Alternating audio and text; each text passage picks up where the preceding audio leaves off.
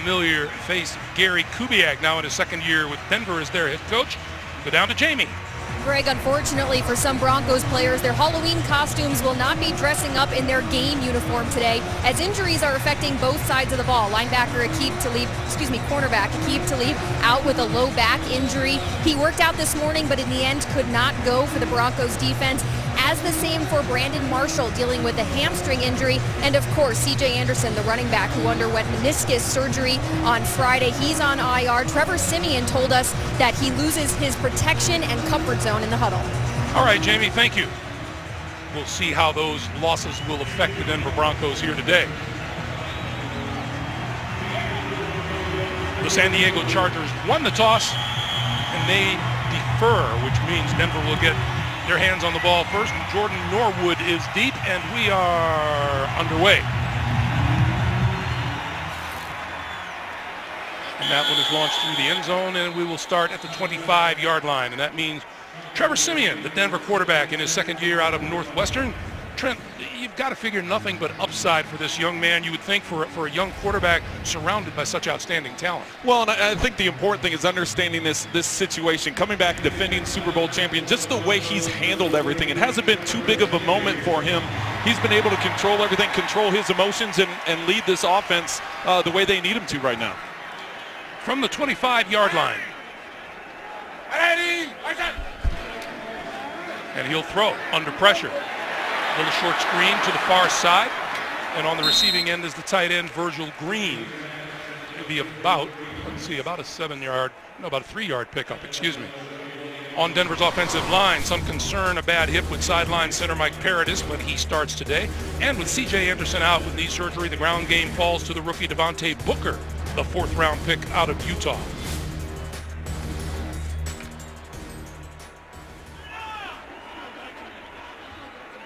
Booker is the lone back behind Trevor Siemian.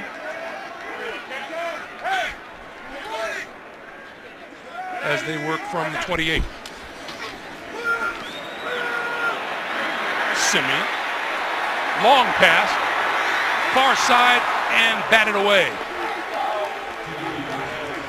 Playing defense was Adrian Phillips, and Demarius Thomas was the intended receiver. Well, and this is a staple of a Gary Kubiak offense, is to run the play fake, go to the outside. It's not just a straight bootleg or a naked where you're just going to continue running. You want to pull up on that backside and try and get the big throw up the field. You see Demarius Thomas not able to get his hands on it.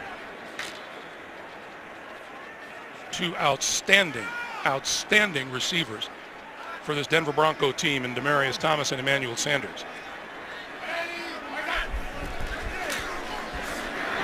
Pass over the middle, complete, wide open Jordan Taylor. Taylor down the sideline and tripped up at about the 42 or 43-yard line by Phillips once again. 35-yard pickup and a first down for the Broncos. Taylor's coming in motion, and he's just going to work underneath. Siemian, under pressure, understands that he's got to get the ball out of his hands quickly. We just talked about the shallow cross that Phillip Rivers likes to use. It's the exact same route that the Broncos call on that play. You see the pressure that Bosa was applying to Siemian, yet he's able to throw an accurate ball and get the yards after catch. So first down now from the 37-yard line, and Siemian to throw again. That's complete inside the 30 to about the 26-yard line to Demarius Thomas. At defensive end for the Chargers, Trent just mentioned first-round pick Joey Bosa, about to play his 4th NFL game. He has 4 sacks already. How about this rookie at linebacker, Jatavis Brown? The 5th-round pick had 12 tackles, a sack, and forced a fumble in the win over the Broncos 2 weeks ago. And Charger strong safely Jaleel Adai can't go today with a collarbone injury. Adrian Phillips starts and has already made an impression from the defensive side of the football. Siemian throwing the slant. That's complete inside the 15-yard line to about the 13. Demarius Thomas once again.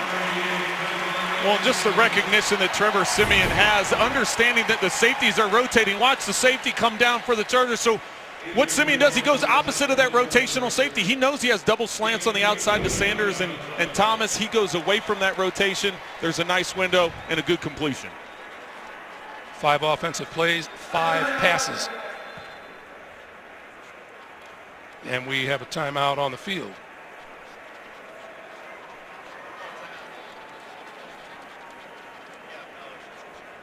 And it looks like a little injury timeout,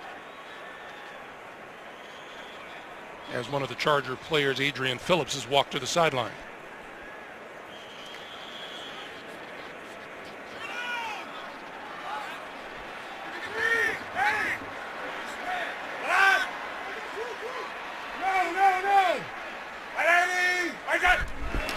On first down, this is Booker, and Booker is stacked up at about the line of scrimmage.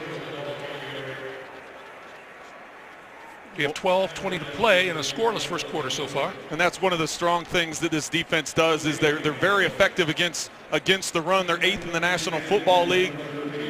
The first 6 games of the season, they didn't allow a 100-yard rusher. Last week, they did give up 100 yards, but you can see that this group is tough up front.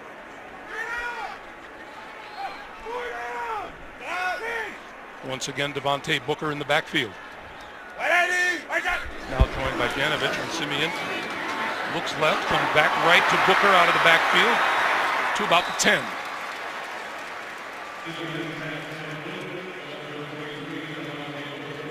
That's one of the things you have when you get a young running back in there. Obviously, there's some concerns about pass protection, because that's probably the most difficult thing for a rookie running back to understand, is the different protection schemes they have to do. And when you lose a guy like C.J. Anderson, was doing so many things well for the Broncos, big shoulders, Devontae Booker has to try and replace. 3rd and 7.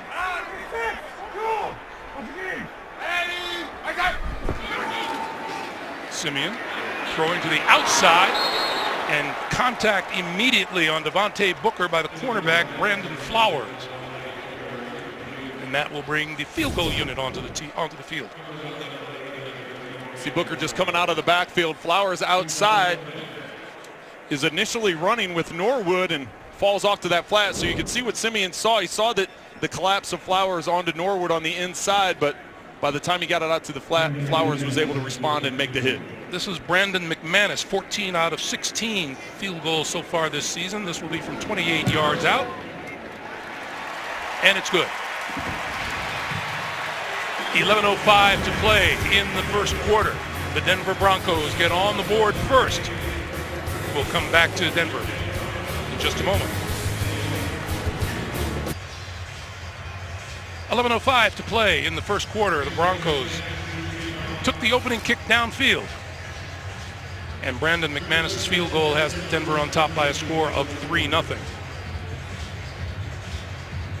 Well, and that's the risk reward of bringing the pressure if you're able to get the ball out of your hands like Simeon did to Taylor to pick up that big chunky yardage. At the goal line, it's Griff Whalen. Penalty markers fly in the middle of the field as Whalen makes his way out to about the 25-yard line. And let's check the flag. Our referee today is Tony Correnti.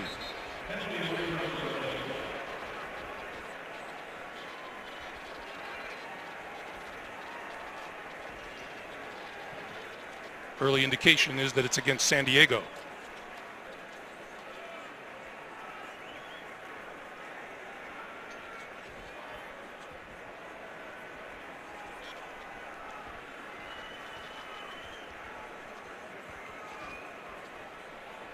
Although they are not yet in full retreat on the field.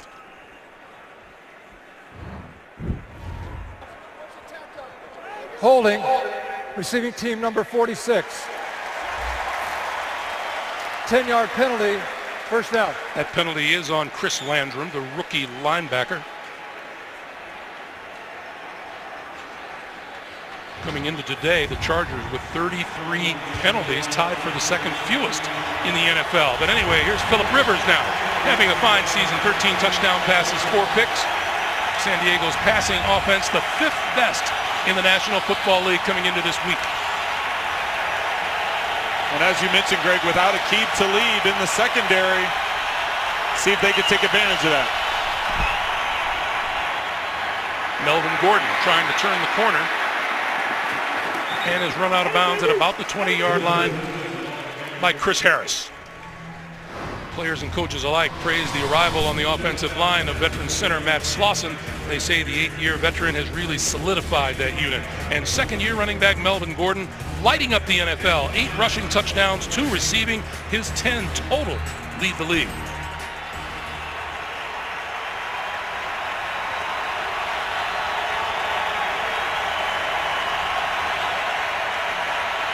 Second and 5.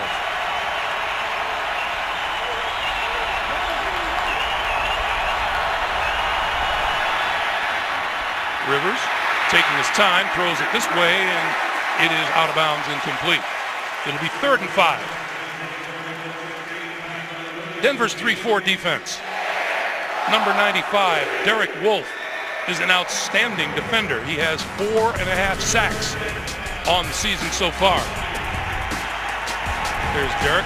The Broncos started the week with an NFL best 22 quarterback sacks. Super Bowl MVP Von Miller leads the Broncos with 7.5. And the secondary, Aqib Talib, back spasms, couldn't go today. Bradley Roby starts at corner for him. 3rd and 5.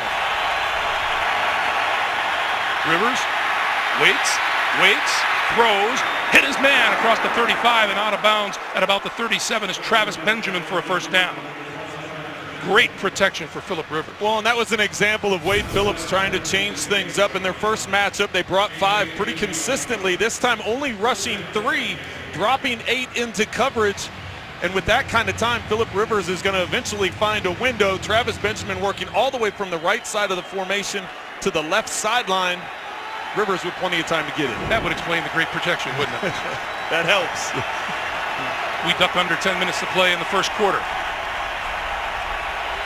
San Diego at its own 38. Rivers throwing wide open on the far side of the field is Derek Watt. Watt to the 25, the 20, and dragged down at about the 10-yard line. Chris Harris making the play, saving the touchdown. Watt in the backfield here. He's coming up here. He's just going to look to see if he's going to block, and then he releases late. Rivers is going to have his eyes out to the left. The play is developing to the left. That's where he wants to go with the football. Watt getting a late release, so the Broncos lose him. Rivers able to find him and flip the ball to him, and Watt does the rest. Does a quarterback blink when you see a guy that wide open? you think you're missing a defender. When you see a guy that wide open, you're like, I have to be missing somebody, and you're a little reluctant to flip it. That's why there's that little hesitation before he flipped it out there. 53-yard pickup on the play. This is Gordon. To about the 6. It'll be 2nd and goal. Billy Wynn making the stop for the Broncos. Well, Greg, we talked to both of these coaching staffs about the challenges of playing 17 days apart, and how much do you do with your game plan? How much changes do you make? The fact that you're a division opponents, you know each other very well, so you need to tweak it a little bit because you want to keep them off balance, but you obviously aren't going to overhaul change just because it's time to do it. You want to stick with what works. These teams played just 2 weeks ago. San Diego beating Denver 21-13. 2nd and goal. The pitch for Gordon. He can't turn the corner. Brought down at about the 7-yard line. And Kayvon Webster led the defensive charge. It'll be 3rd and goal. Well, and that wasn't the best timing. You want to get that ball snapped right when Benjamin is behind the quarterback. So right when he's behind Rivers, that's when you want the ball snapped so you can give that fake to make it appear that you're running the quick around. Instead, Benjamin was already past him, so there was no way you're going to fool the backside of the Denver defense, and they were able to stay home and make the tackle. You saw number 94, DeMarcus Ware, making an appearance here, coming back from the fractured forearm. Gary Kubiak said you'll see him on pass rush downs today. This is 3rd and goal. Rivers over the middle, complete, reaching for the end zone is Gates, and it's a touchdown.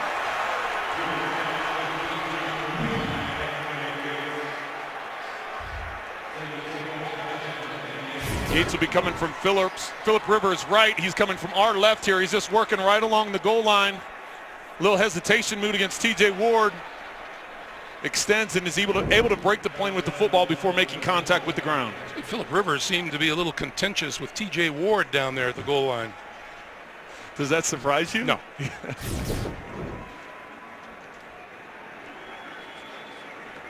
Derek Watt's 53-yard catch and run set up the Chargers.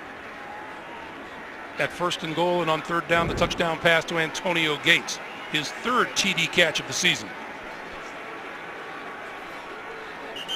Josh Lambo will look to add the extra point. 80 times that Rivers to Gates combo has clicked for a touchdown. That is the most in NFL history between a quarterback and a tight end. The extra point is good. 7:24 to play in the first quarter. Rivers, Antonio Gates, the Chargers with a 7-3 lead. The NFL on CBS is sponsored by Southwest. Yes to low fares with nothing to hide. That's transparency. DirecTV. If you call yourself a sports fan, you gotta get DirecTV. And by Casa Modelo. Quality beer since 1925. Oh, we told you it was a gorgeous day. That is City Park here in Denver. My partner Trent Green, apoplectic. We're 2 days from November, and look at the weather. It's incredible here. I didn't want to jinx it. We were talking about it leading up to this game, and it's a beautiful day here. Phillip Rivers leading the scoring drive, and Jordan Norwood is deep, and this one has no chance of being returned. Let's talk about your keys to the game today, Trent. Well, first off, for San Diego, it's neutralized that pass rush of Miller, Ray, and Ware coming off the edges. They did a nice job on this last series. And then red zone production, going back to the last game 17 days ago, they were only 1 of 5, had to settle for four field goals. They need to do better. I say Booker with 25 carries, they need to take some pressure off of Trevor Siemian. And that first game, they fell behind, and they threw the ball 50 times, eliminate costly penalties. They had 12 penalties for 103 yards in the first matchup. Siemian rolling, throwing, almost picked off right in front of him. That was Kyle Emanuel, the second-year linebacker out of North Dakota State. Well, and had he waited just a little bit longer, Jeff Hireman opens up. You understand what he's seeing there. He just has to get it over the linebacker up in front of him. It's crowded there with 4 defenders, but on the backside, it's hard to get through to that third progression. But if he's able to, Hireman was on the backside, open down the middle seam. Pitch. Capri Bibbs dropped it, picked it up, and is dropped at the 24-yard line by Jatavis Brown. Capri Bibbs, and the running back, the second-year back out of Colorado State. Well, and as you said, Greg, Bibbs not able to hang on to the ball. That's perfectly placed from a pitch standpoint. Just take your eyes off it for a second, trying to get a quick read on the defense. Fortunately for him, he is able to get the ball and get somewhat near the line of scrimmage. 11 offensive plays for the Broncos so far. 9 of them have been passes. And here comes another one. Siemian over the middle, and that one is complete across the 30-yard line to Norwood. And let's check in with Jamie. Hey, Greg, on that last drive towards the end, Devontae Booker went into the locker room. Unfortunate for the Broncos since they're already without C.J. Anderson. Bronco is questionable to return with a shoulder injury. All right, Jamie, thank you. And for that reason, because they lost C.J. Anderson, they brought up Juwan Thompson, the third-year running back from Duke, to also fill in at the running back spot. Dexter McCluster is deep, and Riley Dixon kicks it away. From the 23, McCluster crosses the 25 and down at about the 27-yard line. We have 5:53 to play here in the first quarter. San Diego 7, Denver 3. Hey, we invite you to start your Halloween night with Kevin James in a scary, funny episode of TV's #1 new comedy. Kevin Can Wait, tomorrow at 8/7 Central, only CBS. Word from the sideline that Kayvon Webster, the Denver cornerback, being worked on for a hamstring injury, and his return is questionable at this point. So here are the Chargers from their own 27-yard line. Melvin Gordon. This highly contentious AFC West game. Kansas City, a winner today. Oakland is at Tampa Bay, and they are in overtime, tied at 24. And yet Denver and San Diego. Under 5.5 to play here in the first.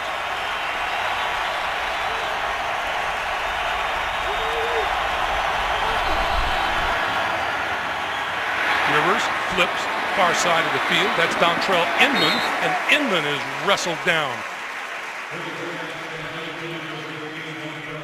Darian Stewart making the tackle. Well, Wade Phillips talked about changing things up defensively as we see the play action pass and get the ball out to the flat. Wade Phillips talked about changing things up defensively. Let's see if he changes the last third down. They rush 3, drop 8, and Rivers had plenty of time to find that receiver, Benjamin. This time, let's see if he brings pressure. Chargers are 2 for 2 on third down that last drive. They're 3rd and 4 here.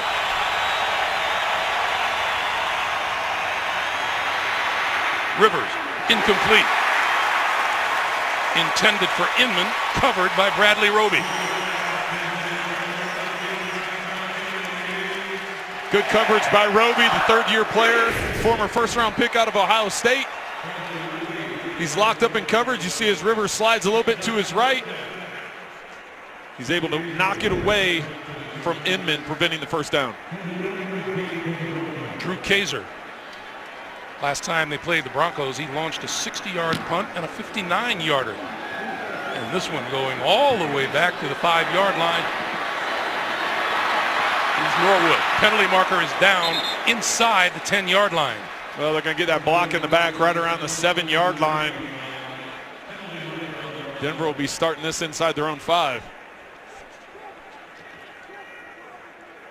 That was a 62-yard kick by Drew Kaiser.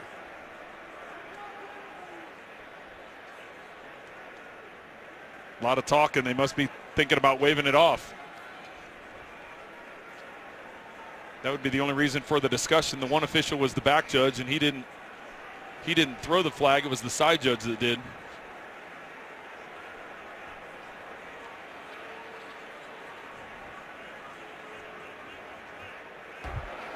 During the return of the kick, illegal block in the back, receiving team. Penalty be assessed half the distance to the goal, first down. So they will move the Denver Broncos back. We'll pick it up with 4:16 to play here in the first after this. The NFL on CBS is sponsored by Nissan. Innovation that excites. And by Bud Light. Make the right call. Drink responsibly.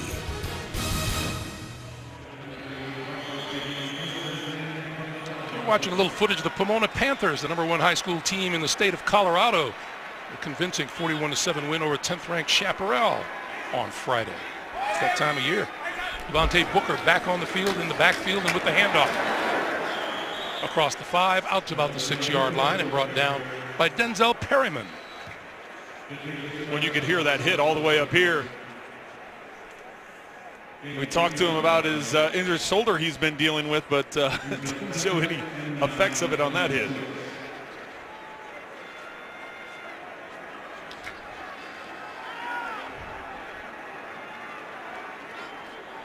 Such a huge crowd that gets so quiet on offense and raises the roof on defense. Simeon, our side of the field. Penalty markers are down as Demarius Thomas has the ball.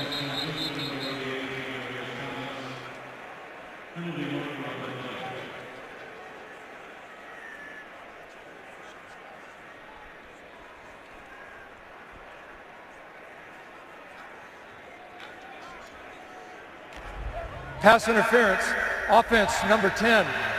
This penalty be assessed half the distance to the goal. Repeat, second down. So Emmanuel Sanders gets called on the play. Well, this is what happens when you're trying to run the wide receiver screens, and if you make contact, you see Sanders with the block before the ball gets to Thomas. Easy call for the officials.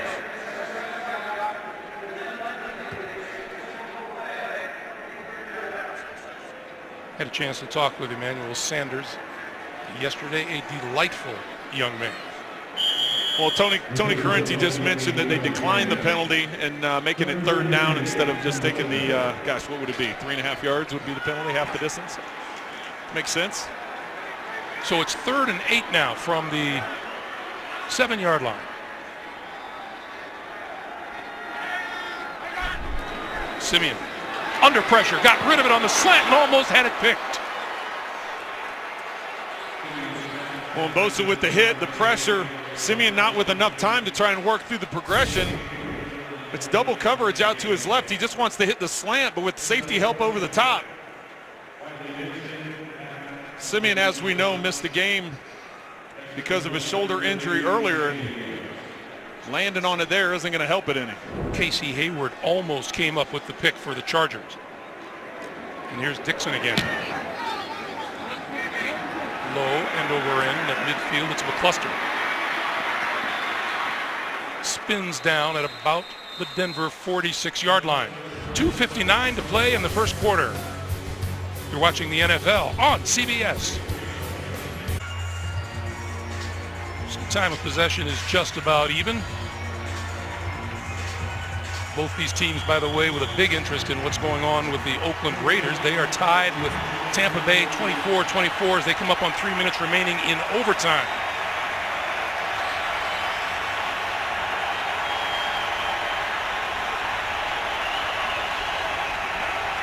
Rivers and the Chargers, and now we get a flag and a false start call against San Diego. False start. Offense, number 84. 5-yard penalty. It remains. First down. That's the tight end, Sean McGrath.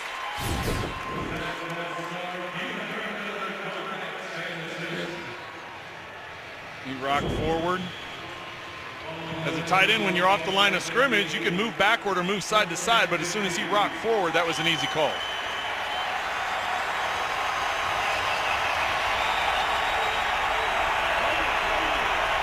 So it's 1st and 15 now for San Diego from midfield. Rivers with time. That one looked like it tipped. It got out of his hand. Hunter Henry, the intended receiver, with NFL Mobile. Stream live local Sunday afternoon and primetime games live on your smartphone. Learn more at NFL.com/mobile. Well, the Broncos very fortunate there that they're able to tip the ball at the line of scrimmage because Hunter Henry was had man coverage and he had his defender beat by 3 steps. Had he caught that ball out the backside, there was nobody down this near sideline, Greg. He would have ran for a while. Philip Rivers was raving about Hunter Henry last night.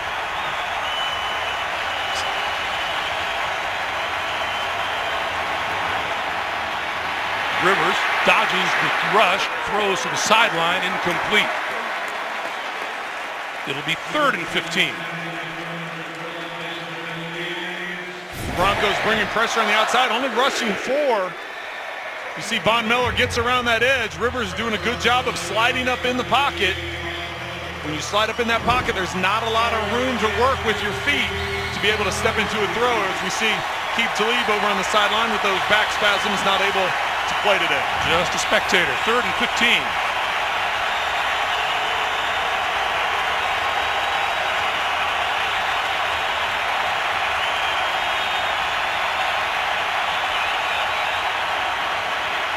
On the blitz, he goes down at the 40-yard line. T.J. Ward racking up his first sack of the year.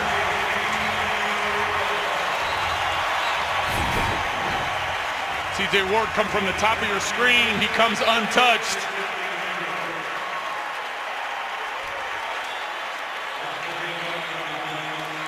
Got a little excited getting after Rivers for the first time today. Sack number 23 of the season for Denver. They lead the league in that department. Norwood going to let it bounce, and it's going to roll into the end zone for the touchback. So with 2:04 to play here in the first quarter, Denver will take over. Talk about Trevor Simeon. What do you expect out of him today? Well, I just think great composure. The fact that he's taken over for Peyton Manning, taking over a defending Super Bowl championship team. He's conducted himself, handled himself very well. Good accuracy, 64% completion. Rarely throws downfield, though. He's last in the National Football League in attempts where the ball travels 15 or more yards downfield. Only 13% of the time does he push the ball down the field. Now, whose design is that? The offensive coordinator? That is, some of it is just trying to protect him a little bit. So I think as this gets going, as the season progresses, he gets more comfortable, you'll see more shots down the field. There's a shot down this side of the field, and it's incomplete. Emmanuel Sanders, the closest receiver, covered well by Brandon Flowers. I know you're the curious sort, Trent, so the last time that there were 2 ties in the same day in the National Football League, all the way back to 1973, there was the tie earlier today in London between Washington and Cincinnati. Raiders and Tampa Bay must be getting close, huh? Still 24-24 with 2 minutes to play in overtime. Simeon on 2nd and 10 throws to the near side of the field and incomplete. And it will be 3rd and 10. When you can hear the crowd grumbling a little bit, they're upset with that. That was a good throw. They were in position. The Chargers, Melvin Ingram was in position, undercutting the receiver. If he tries throwing that on time, this ball's going to come right in our lap here. If he throws that ball accurately, that ends up being an interception. So keep it to the outside. I know they're not happy with the result of it, but they'd be even worse if it was a quick pick 6. So Booker, the running back, on the field, and we get a start off the right side of the line. It'll be a false start against the Broncos. False start. Offense, number 85. 5-yard penalty will remain 3rd down. Virgil Green once again. Right here.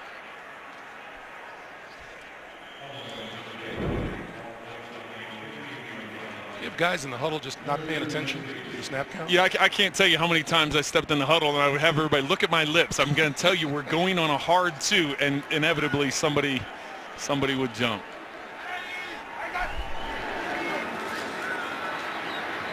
Little flip for the screen to Booker. And that one will come down at about the 12-yard line, and not nearly enough for a first down, so that'll bring the punting unit on. Well, give John Pagano and his crew, the defensive coordinator for San Diego. You're going to see Booker just trying to get the screen out to the left. Defense rallies and nowhere for him to go. But give John Pagano and his defense credit. After that opening drive where Denver drove down and got the field goal, that's 3 consecutive 3-and-outs for Denver's offense. This Denver team had 8 penalties called against them the last time they played San Diego 2 weeks ago.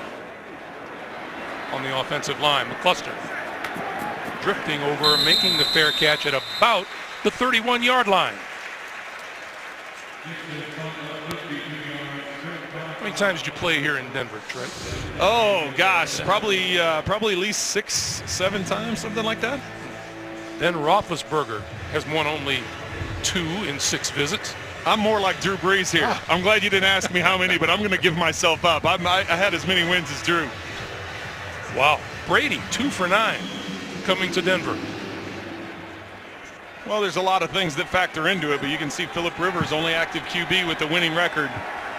Not only the crowd noise when you're under center, the elevation,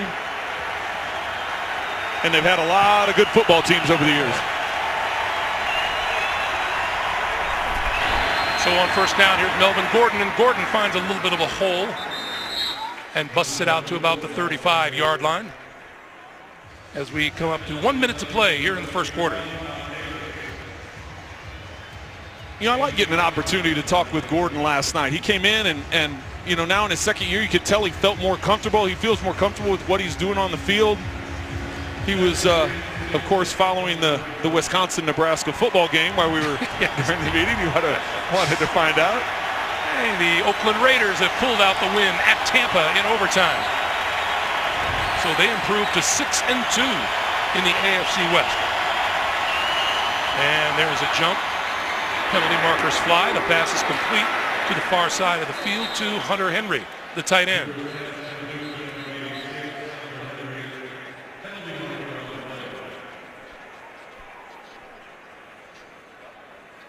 We're told that Derek Carr. Offside. Defense number 48 in the neutral zone at the snap. His penalty has been declined. Result of the play is a first down. Derek Carr was over 500 yards throwing for the Oakland Raiders today. And that is a Raiders record. Well, they fell behind early, and the fact they were able to come back and get that win although it took the majority, if not all, of overtime to get it done, they got it done. So Denver will need a win to keep pace with the Raiders. As we said, Kansas City has already won, and San Diego looking to climb the ladder in the division. We played a quarter here in Mile High City. 7-3 Broncos.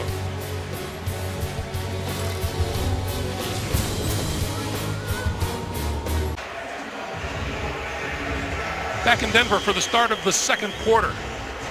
The Denver Broncos getting nothing on the ground, as San Diego leads the total yards battle slightly. Melvin Gordon in the backfield behind Phillip Rivers on 1st and 10.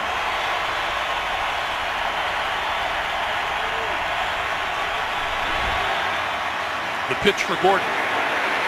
And he is bumped out of bounds at the 40. It looked like it'd be a loss of about 2 on the play. We were talking with Melvin Gordon and with Coach McCoy.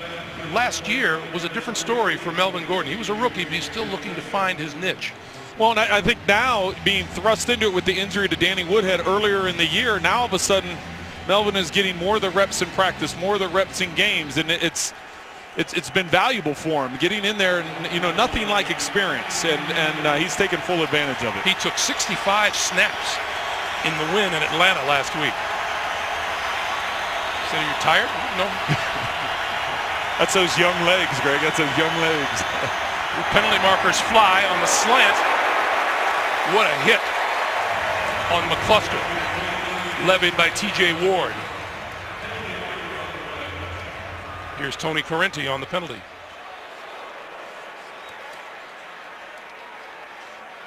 Illegal formation. Offense number 72, not on the line of scrimmage. 5-yard penalty.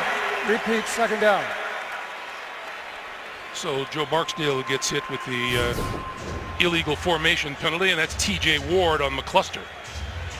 And Dexter McCluster's in the huddle right now, and he's saying, "You mean you got a penalty and that didn't even count? I took that hit." Heck of a job by T.J. Ward. 2nd and 15 now from about the 37-yard line. A little bit of a discussion at the line of scrimmage.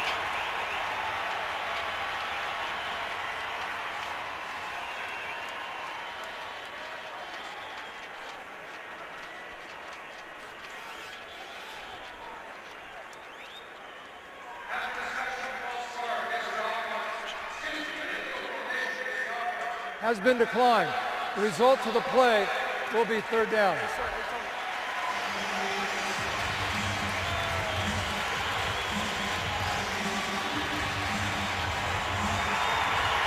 Well, now Dexter McCluster's hit did count that he took from T.J. Ward. Well, Phillip Rivers is still pleading his case. I think he's saying that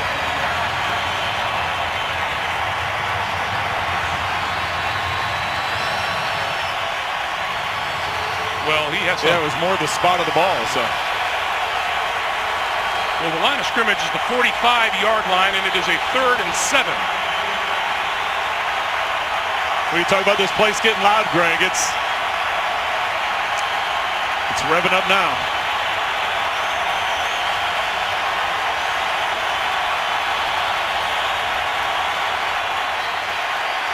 Rivers got rid of it. Complete over the middle, and out of bounds close to midfield is Tyrell Williams. But that will be well short of a first down.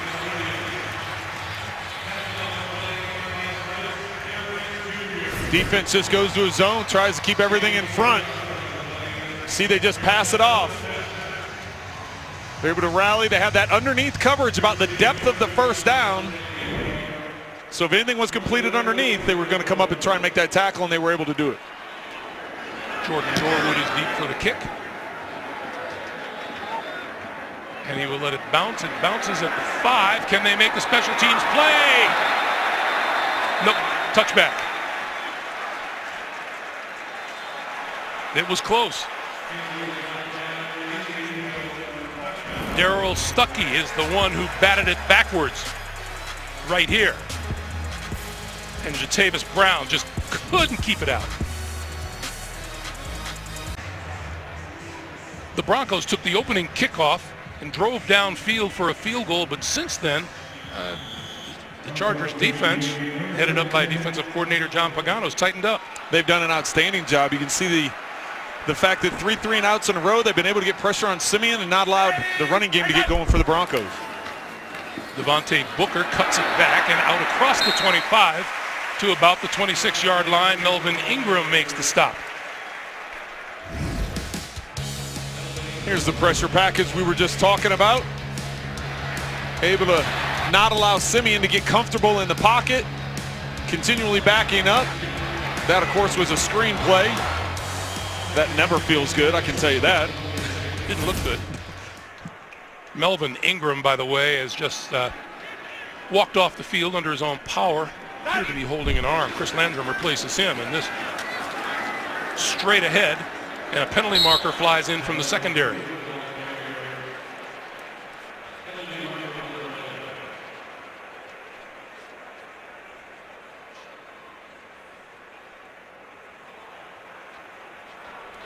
Holding, offense number 86. 10-yard penalty and repeat, second down. The holding call on tight end John Phillips. There's the number 1 pick who's looking really good, Trent. You know, 4 sacks in the 3 games, 2 that first game out. And then today we just got done showing the package. He's a force out there, not only in the pass game, but in the run game as well. And you can see why he was drafted as high as he was. Mike McCoy, very succinct about it when we asked him about it, the real deal.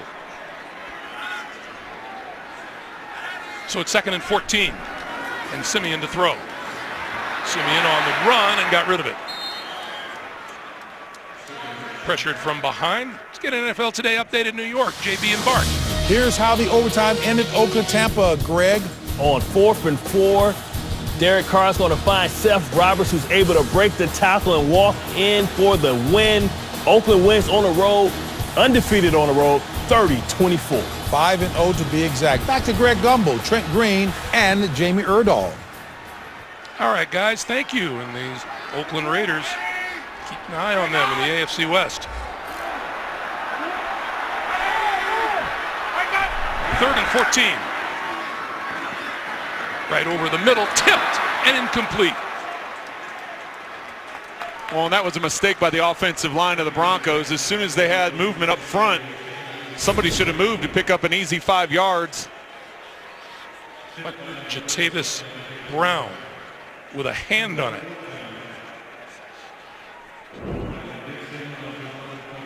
So that's another 3 and out, 4 in a row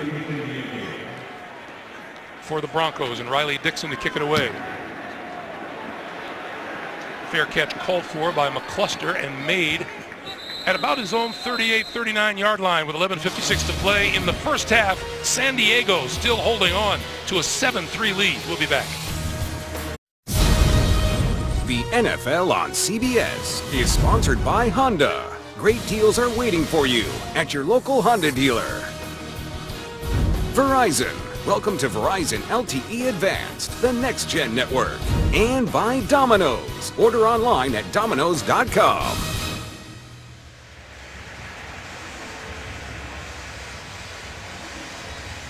What a great view. Platte River in Confluence Park here in Denver, Colorado. Here are the first 4 possessions of the San Diego Chargers. Their first resulted in an 85-yard drive and a touchdown, and then 3 punts since then. And Rivers now from his own 39-yard line.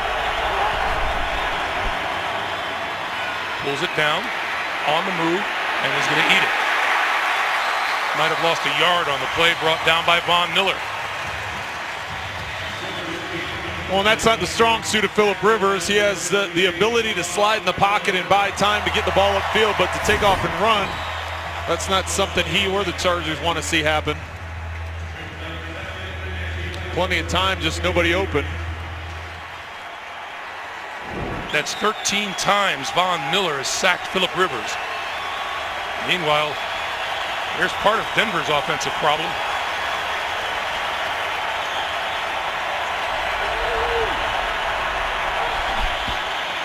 Gordon. across the 40 to about the 41-yard line. 13 times Von Miller has sacked Phillip Rivers. That's more than he's gotten any other quarterback. Who got you the most? Oh, goodness. I don't know. I had some good guys in front of me. You know, I had a couple Hall of Famers, Will Shields and Willie Rofe. But, gosh, that is a good one. I don't know. I suppose it'd be the one that you have the most nightmares about. I do have a couple stitch marks in my chin from Kevin Green, so, you know, I remember that hit. 3rd and 8.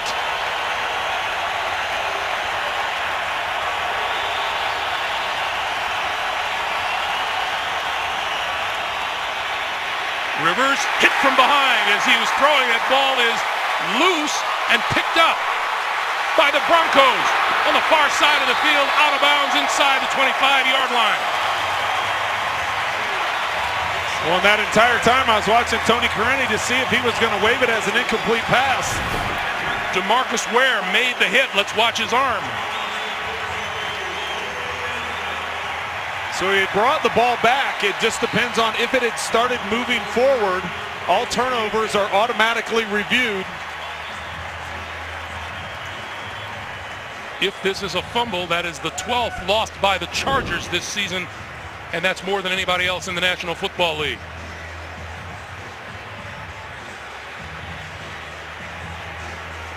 As I said, everything's automatically reviewed on a turnover. His arm was coming forward, and you can understand the ball going forward. So arm was coming forward, but we'll go under review. His arm was coming forward, but did the ball get knocked loose? Tony Corrente will check it out with the folks in New York, and we'll take a quick break. All during this timeout, Trent, we've been going back and forth on this play. It is. It's just trying to decide if the ball's coming loose before the hand goes forward. You're going to see the contact right here. It's almost simultaneous as to when his arm is coming forward and when the ball's being knocked loose. So because of that, I think it stands as called on the field because there's not enough to overturn it. After review, the quarterback's hand was going forward, therefore it's an incomplete pass. It will be San Diego's ball, 4th down and 8 yards to gain at the 41-yard line. With the game clock operator, please reset the game clock to 10:21. 10:21. And you wonder, Trent, if because the ball went downfield a bit, if there's some momentum behind that causes that decision. Yeah, but the ball can be coming loose and your arm coming forward just knocks it downfield. And that's where I just thought it was too gray to overturn it. I thought it was just the fact that the ball was being knocked loose right at that transition point of going backwards to forward. So I didn't think there was enough to overturn it, but obviously Tony Corrente and the guys in New York thought so. So the San Diego Chargers avoid the bad field position. And there's a flag as the punter went down. This is Jordan Norwood, and Norwood run out of bounds as he crossed the 30-yard line. So Justin Simmons is the one who was in on the punter, Drew Kaiser. Personal foul, roughing the kicker, defense number 31. 15-yard penalty, automatic first down. Well, what a turnaround for the San Diego Chargers the last couple of minutes. Yeah, it all of a sudden looked like Denver was going to have the ball. That's an easy call there. Looked like Denver was going to have the ball near the 20-yard line going in. All of a sudden overturned, and now we're roughing the punter. Oof. San Diego will have a first down on the other side of the 50. Drew Kaiser is a rookie, 6th-round draft pick out of Texas A&M.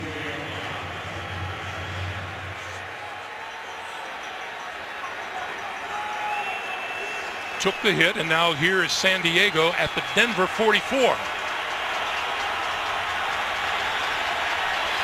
Just a few moments ago, they were looking at possession inside the 30-yard line. The Broncos were. Play clock down to 2, down to 1. Got the snap off, no. Penalty marker flies at the line of scrimmage. And this is Tyrell Williams. Well, a delay of game wouldn't be called on the near side of the field, so this must be something on the offensive line. or neutral. Illegal formation. Offense. Number 72 was not lined up on the line of scrimmage. 5-yard penalty. Repeat, first down. Second one today against Joe Barksdale.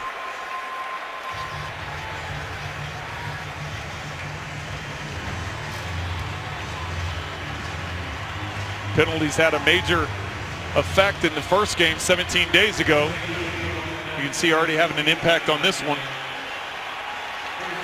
San Diego, in the meeting 2 weeks ago, scored the first 10 points of the game, led 21-3 in the fourth quarter, and then held on to win it 21-13. First and 15. Penalty marker. This won't count. And this will be another, looks like a false start. False start. Offense. Number 72. 5-yard penalty. Remains first down.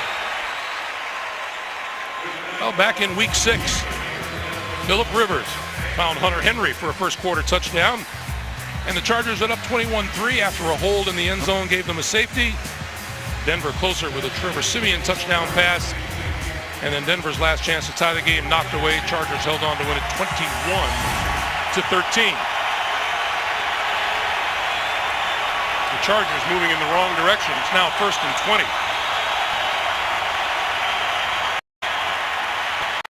Or pop intercepted. Bradley Roby down the sideline. Touchdown.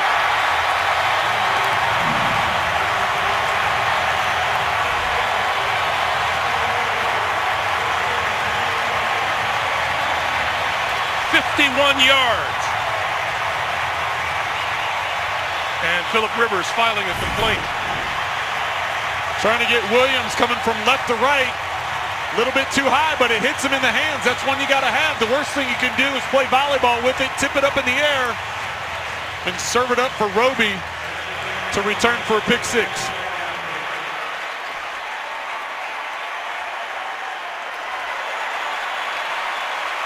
Bradley Roby, 51 yards in the touchdown.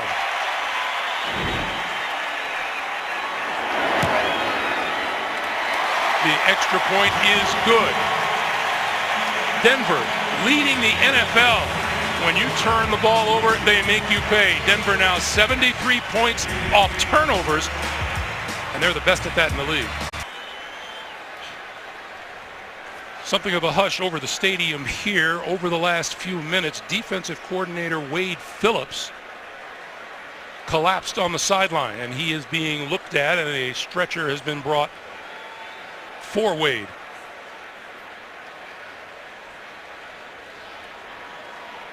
The best thing that we've seen in the last few seconds, though, Greg, is we've seen him move. For a long time, though, he hadn't moved, and we saw him move his arms.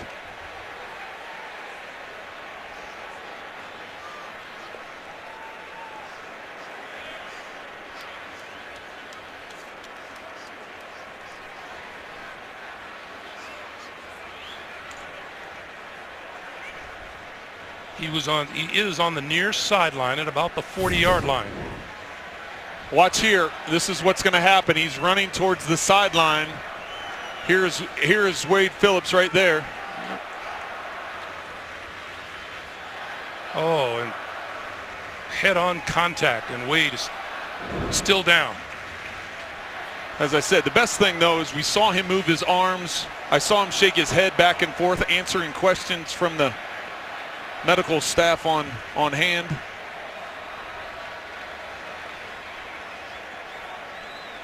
Wade, one of the more beloved figures in the NFL in his 46th year of coaching.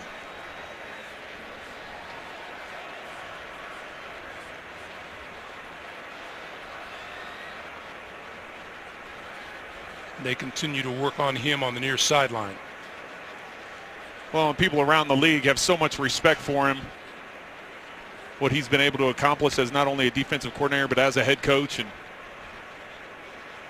I played against him several times when he was the defensive coordinator, and now in the broadcast booth have an opportunity to talk to him this week, as a matter of fact.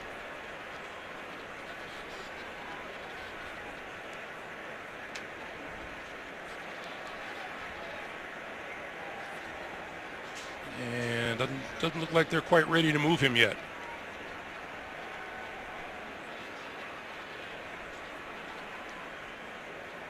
Well, just the way he handles himself, he's always very complimentary of the opponent. He knows he has a good defense here. He's had a good defense here for a couple years, and he's had good defenses throughout his career. I was going to say, wherever he goes, good defenses go. It tends to happen, you're right. So you can see the respect that both teams are showing.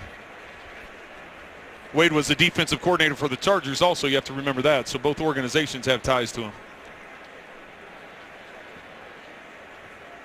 Let's take one more look and see what happened to Wade Phillips on that play. Once again, there he is on the sideline, and there's the Chargers player that's going to make contact.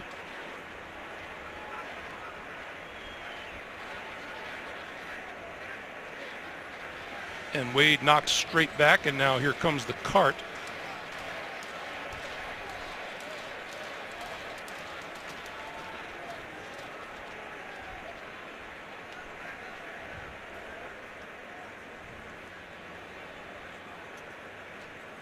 And players milling around on the near side. On the far side, several San Diego Chargers have taken a knee.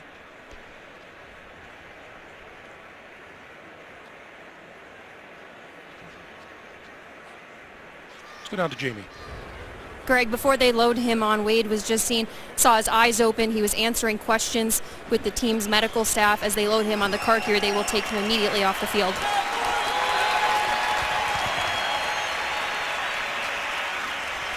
All right, Jamie, they are ready to cart him off now.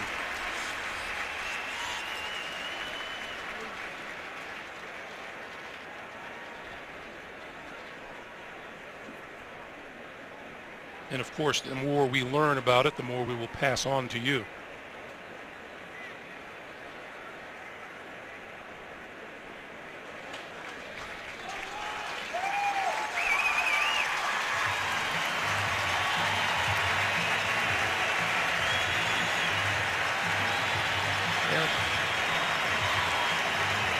Both hands were moving as he was loaded onto the cart and now is wheeled off for more medical attention.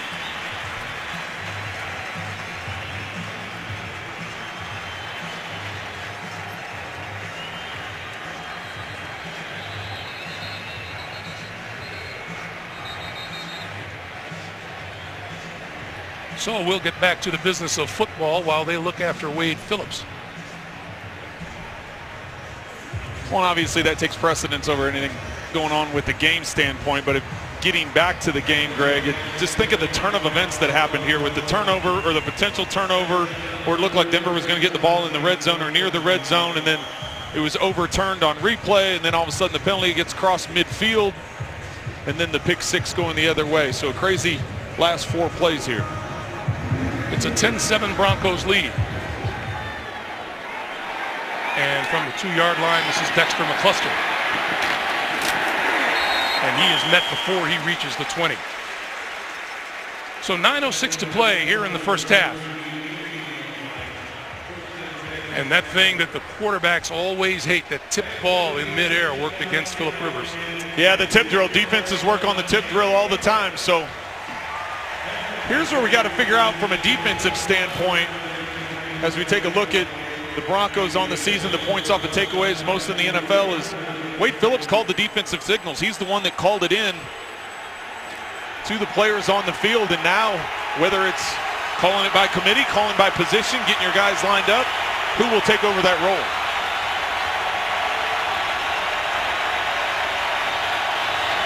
From the 18-yard line, Phillip Rivers got rid of it. And it is incomplete, bobbled at about the 25-yard line. Tyrell Williams couldn't hold on. And Williams still on the turf. Well, as he's trying to catch the ball, Chris Harris is on him.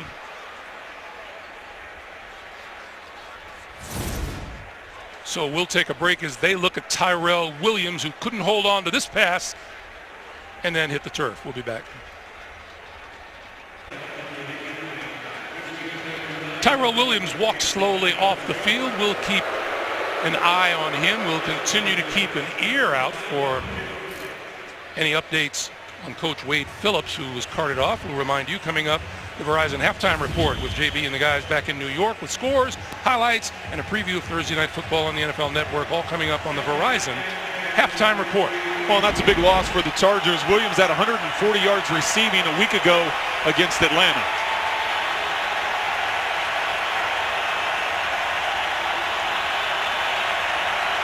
Rivers now on 2nd and 10 on the quick pass to the left side. Doesn't get too much. Out to about the 24 is Antonio Gates. So it'll be 3rd down. But we're still trying to find out who it is that's calling the defensive signals. Throughout this game, they've mixed things up on 3rd down. They've brought pressure, which early on bringing pressure allowed Phillip Rivers to hit some of those shallow crossers to pick up the 1st down, and then they've reverted to zone defense rally. But now on 3rd and medium, looks like they're going back to a man-to-man.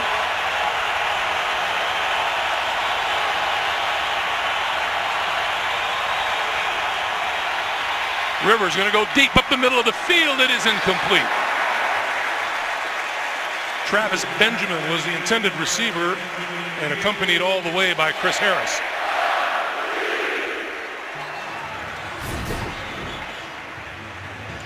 See Benjamin run up. He's the middle receiver there. He's double teamed inside out. That's where you're going to miss. We get to those 3 wide receiver sets, sometimes going to 4 with Williams out of the game. That was a matchup nightmare for teams, but not working in their favor with the injury. Kaiser kicks it away. Jordan Norwood from his own 22. Hit as he crosses loose football down at about the 32, 33-yard line. And it appears that Denver recovered.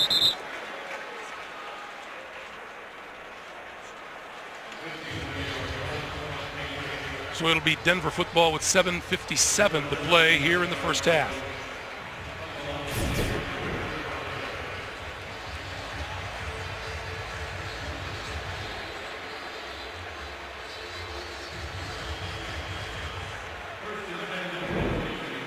So Denver recovers. Whether or not it was a fumble or not would have probably had to go under review. Meanwhile, Devontae Booker across the 35 to the 36-yard line. Let's go down to Jamie.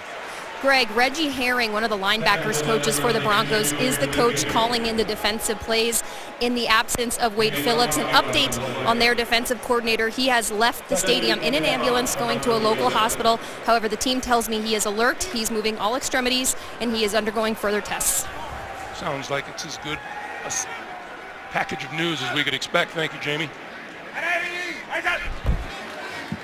Booker eludes a tackler in the backfield, makes it out to the 40, where it'll be 3rd and 2.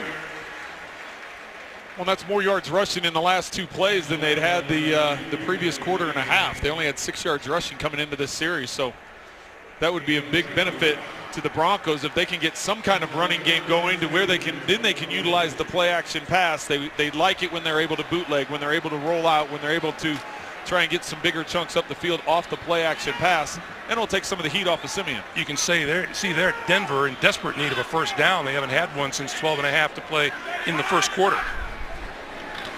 Simeon will throw for it. Got rid of it. Penalty markers thrown in the backfield. This is complete to Booker. And this is across midfield to the 48-yard line. I think we're going to get a penalty on the Broncos against Bosa. Bosa was all over Simeon coming off the edge again. There is no foul for an illegal block in the back as number 71 was initially blocking that player and continued blocking him through the contact. It will be 1st down.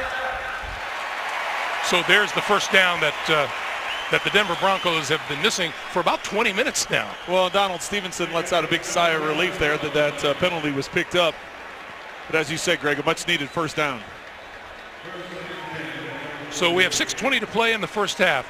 10-7 Denver with the lead and the ball, and now in San Diego territory at the 48.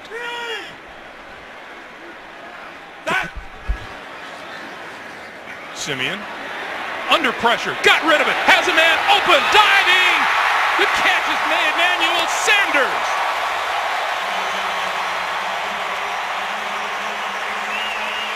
What a job by Simeon and what a catch by Sanders.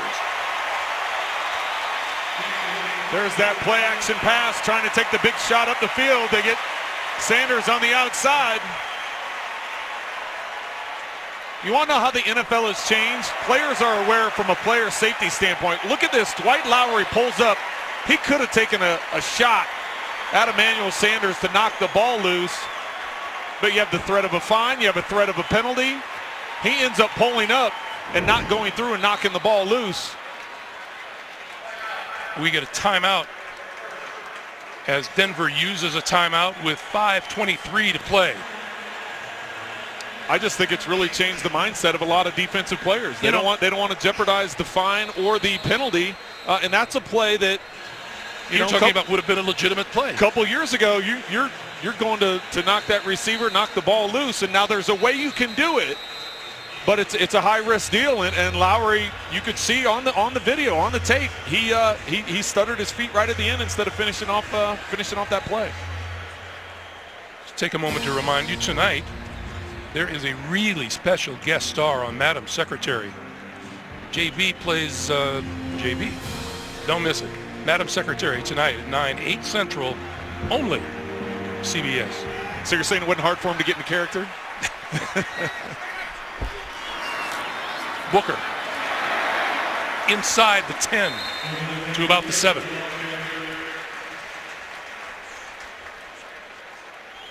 I'll bet you on the set JB asked someone, what's my motivation?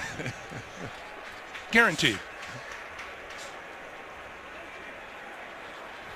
5 minutes to play in the first half, 2nd and 6. The Broncos knocking on the door. One of the last few times they've ran the ball, they've gotten 3-4 yards a pop. That's where the play action pass set up. I wouldn't be surprised here if we get some kind of play action. And Simeon looking outside and almost intercepted. Casey Hayward had the ball and nothing but open field. Well, and that's, as a corner, your eyes get really big thinking about the next 95 yards. If you're able to come up with it, he's going to be sick about that one. Hayward's been playing well, though, after the injury to Jason Verrett at the beginning of the season. 3 interceptions on the year. That one looked like number 4. Instead, it's 3rd and 6. Simeon under pressure. It goes down. Lost ball. Chargers recovered. And the Chargers say they have it, and they do. On the ball is number 95, Tenny Palapoy. I believe it was Melvin Ingram who made the initial hit. Ingram run around Okung on that backside. Simeon with no time. One little hitch, and looks like he got sandwiched with Ingram and Bosa both. You know, we had some offense on both sides to start this game. Then both defenses tightened up, and now we've had a little scourge of turnovers. It's, the opening drives for both teams went down the field, got a field goal, went down the field, got a touchdown, but the defense has really picked it up. 5 knockdowns, 9 hurries on Simeon. This is Gordon. Gordon with running room. And Gordon for a first down out across the 25 to the 27-yard line. Finally brought down by Darian Stewart. San Diego has 3 timeouts remaining. Denver has 2. Fluker pulling around from right guard out to the left side. Ingram able to get through and, as you said, Greg, pick up the first down. Gordon to the sideline. Kenneth Farrow in at running back. And he gets the handoff. And we get a penalty marker down as Farrow took it across the 30 to the 33.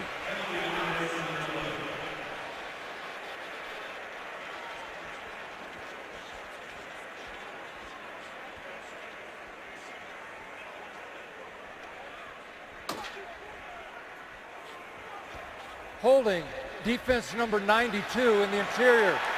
This 5-yard penalty will be added to the end of the run and an automatic first down. So that penalty is on Sylvester Williams, and suddenly things looking good as far as field position goes for the San Diego Chargers as we wind down the first half. Well, a couple of first downs, getting them some space away from their own end zone.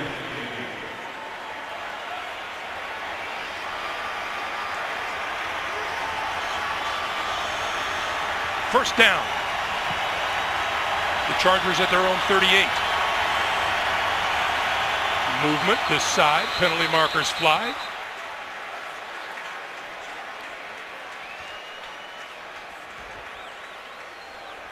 Offside. Defense with a neutral zone infraction. 5-yard penalty. Remains first down. That was Von Miller trying to get the jump. Well, and Joe Barksdale, the right tackle for the Chargers, you're going to see right here. Clearly Miller moved first. Barksdale's been called for lining up in the backfield a couple of times. Been called for moving early. That time Miller's the one to move early. 10 penalties for yardage here in the first half. On 1st and 5, this is Gordon. And Gordon to the 45. It'll be 2nd and 3. 3 minutes to play in the first half. Yeah, going back to the ebb and flow of this game, just as you think there's one thing happening, something changes on the field. Yeah, and you know, San Diego was kind of rolling along with their passing game, and then the pick six happened, and now all of a sudden they've reverted to more of a short passing game with the running game, and they've gotten, they've gotten they got Gordon, into this game.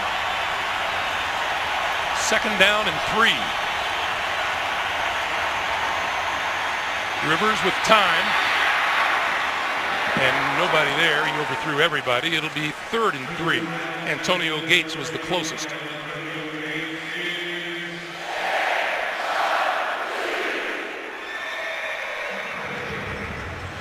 Well, and I keep waiting for Hunter Henry. It's been a nice addition, 2nd-round pick out of Arkansas, big 6'5", 250 that can really run. He's kind of taken over that. I know Gates has the touchdown.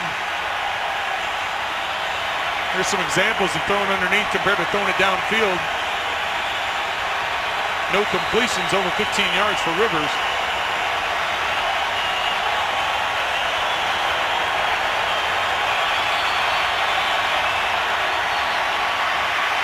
Rivers throwing, and he's got his man inside the 45-yard line. Travis Benjamin makes the catch for the first down. Well, and that's the first 3rd down they've converted since that opening drive, Greg. They were 2 for 2 on 3rd downs in that opening drive when they got the touchdown. 0 for 5 since then, until that point right there where Benjamin picks up the first down. That brings us to the 2-minute warning. 2 minutes to play. San Diego on the move, trailing the Broncos by 3. The NFL on CBS is sponsored by Hacksaw Ridge from director Mel Gibson, in theaters Friday. And by State Farm. Talk to an agent today at 800-STATE-FARM.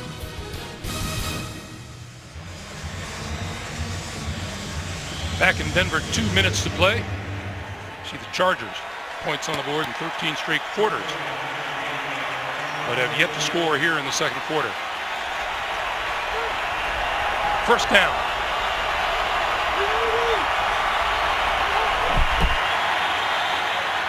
Rivers delivers over the middle, and Melvin Gordon to about the 40. I want to remind you, the Verizon Halftime Report, JB and the guys, back in New York with scores, highlights, and a preview of Thursday Night Football on the NFL Network, all coming up on the Verizon Halftime Report. Well, the Chargers now under 2 minutes, just taking their time in the huddle, and they do have all 3 timeouts. Joe Barksdale not in the game. He's been replaced at right tackle by Spencer Pulley. And Rivers throwing this side of the field. That's complete to Gates, and Gates is out of bounds at about the 27-yard line.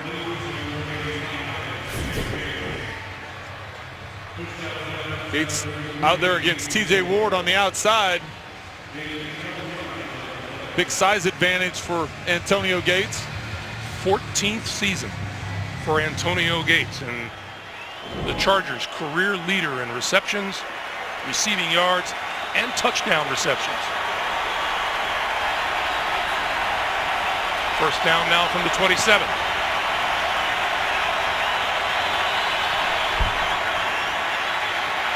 Rivers, he eludes the pressure, throws it, it is incomplete.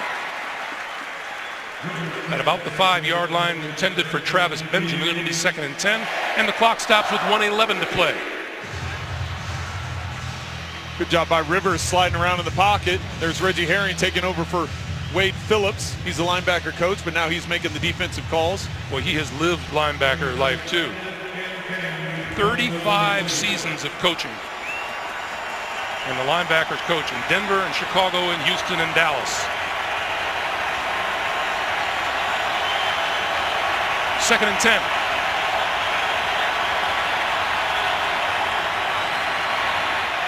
Rivers throwing it. It is caught by Gordon over Corey Nelson. That's a heck of a reception.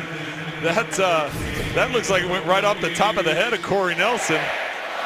He's in cover to the outside. Rivers just trying to put it to the outside. Literally goes right over the top of Nelson's head. Gordon able to bring it in.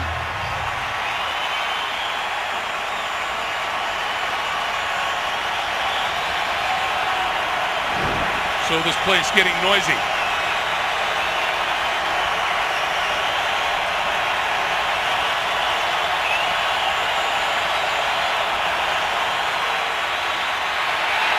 Rivers throwing, nobody there. And now we have a flag thrown at the line of scrimmage. There's no penalty for roughing the passer as number 58 was pushed into the lower part of the quarterback's body. Philip Rivers came back to Tony Correnti and said, "What happened?" You can see Hairston, who's in at right tackle now. Gets that push right there in the back. That's why the penalty flag was picked up. So now Josh Lambo, who has hit 4 field goals in 2 straight weeks. He is 17 for 17 inside the 50. This one from 45 yards out for the tie. And he pulled it left.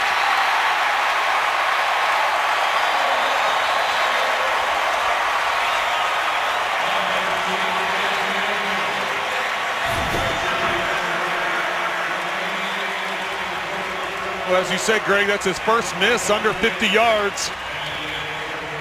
Would have tied this thing up. Instead, Denver's got a couple of timeouts left. Decent field position at the 35. Depends on how much they want to put in Trevor Siemian's control here. But plenty of time to attack if you're the Broncos. From their own 35, Siemian to throw. Near sideline, got his man, and that's complete at midfield and out of bounds. Emmanuel Sanders.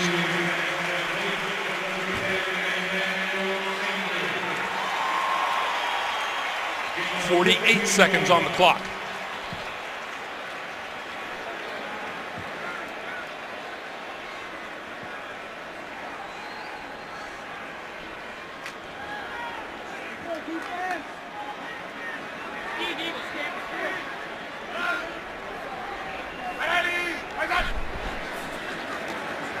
Siemian with the short pass over the middle to Booker out of the backfield.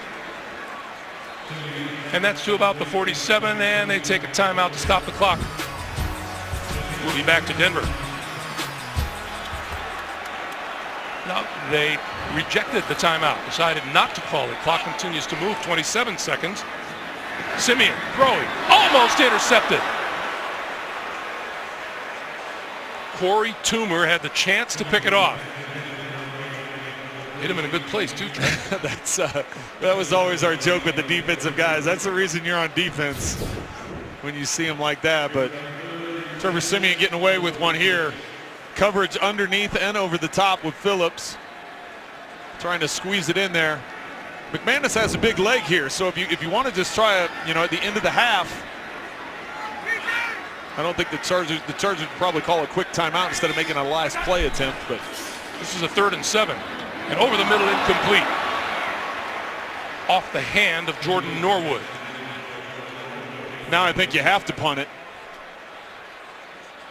Because if you miss the field goal, even though it'd be a 65-yard attempt, 64-yard attempt.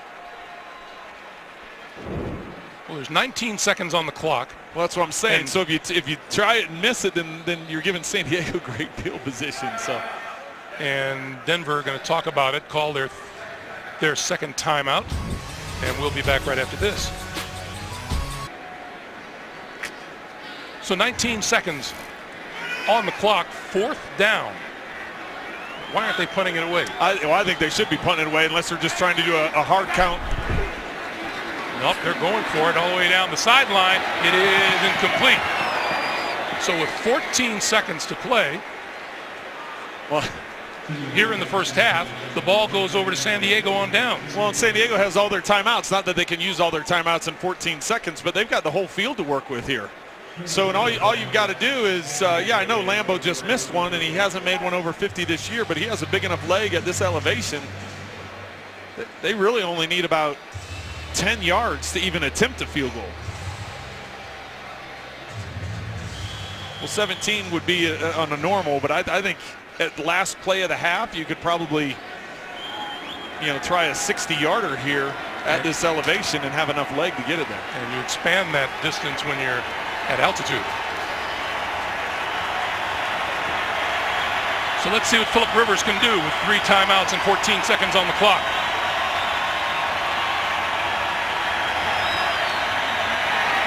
That popped up in the air and incomplete. 9 seconds to play. Did you hear me gasp and hold my breath? This is the second week in a row that we've had one where the ball tips up in the air, and as a quarterback, you're just helpless. Derek Wolfe got a hand on that. Well, with 9 seconds, you really have to get your chunky yards here. And then call a quick timeout. No one playing exceptionally deep in the secondary for the Broncos.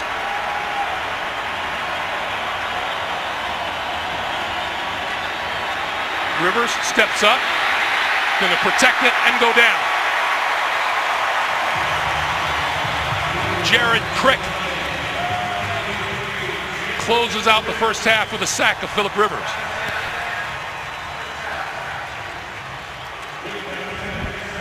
So a little back and forth at the beginning of the first half, and towards the end of the second half finds the Broncos with a 10-7 halftime lead. We go down to Jamie. Coach, when you score on your opening drive and then you're held without a touchdown since then, what do you attribute that to? We got to clean up. We're making too many little mistakes on offense, so we can't turn the ball over. We got to do a better job running the football and just be consistent throwing the football against a good defense. All right, thanks, Coach. Thank you. Jamie, thank you. Coach, thank you. And we've come to the end of the first half with the score. 10-7. Denver back with the Verizon halftime report after this message and a word from your local station. You're watching the NFL on CBS.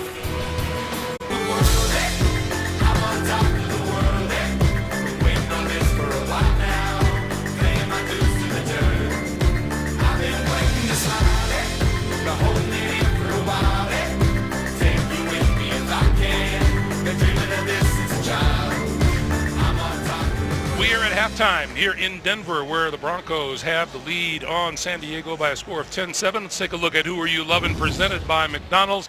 Well, Phillip Rivers wishes he could have this one back. Ball tipped in the air. Brandon Roby, playing only because of the injury to Aqib Talib, starting today, returns at 51 yards for a touchdown. It is 10-7 Broncos. Greg Gumbel along with Trent Green. The first question I have is, this is a San Diego team that averages 30 points a game and a Denver team that averages 24. So what's happening in the offense today? Well, both defenses are playing extremely well. If you look at, neither team is able to run the football, and both quarterbacks are 50% or less in completion percentage. So you have to give it to the defense up until this point. Yeah, one of the things that's very obvious as you take a look at the statistics is that after an initial offensive surge, the defense has taken over. We thought we were going to get into a shootout. The opening drive for both teams went down the field and converted third downs. We're able to push the ball down the field and get points out of it. We thought we were in for a shootout, and then everything came to a screeching halt offensively. Second half kickoff taken in the end zone by the San Diego Chargers. They'll start at their own 25, and we go down to Jamie. Greg, we want to review that scary moment that happened in the first half. Just over 9 minutes to play in the second quarter. Broncos defensive coordinator Wade Phillips was hit on the sideline. He was carted off and taken by ambulance to a local hospital. The team told us he was moving all extremities, was alert, and undergoing further tests. Head coach Gary Kubiak just told me that Phillips will be fine, and he made sure to tell the team that so they can all relax a little bit. Great news, Jamie. Thank you very much. So Rivers and the Chargers from their own 25 as we start the second half. San Diego down 3. Melvin Gordon straight ahead for a couple. They have not busted Gordon free the way they would like to, at least not yet, Trent. Well, they haven't. 10 rushing attempts for just 33 yards, but they have to stay consistent with it because Philip Rivers is so good at the play-action pass, and against this Denver defense, you have to find ways to attack, and if you can get the run game going a little bit so you can utilize some play action, that will help them offensively quite a bit.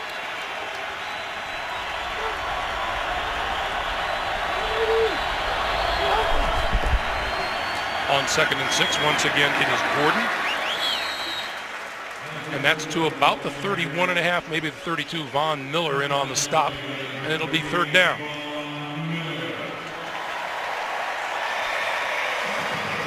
Well, 3rd down hasn't been real productive for them. They're 3 of 9 are the Chargers on 3rd down.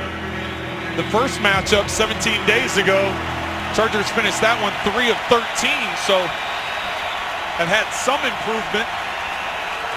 When they had their big scoring drive there to open up the game, they had 2 3rd down conversions in that. So trying to get something going offensively here, it's important to get started with the 1st down.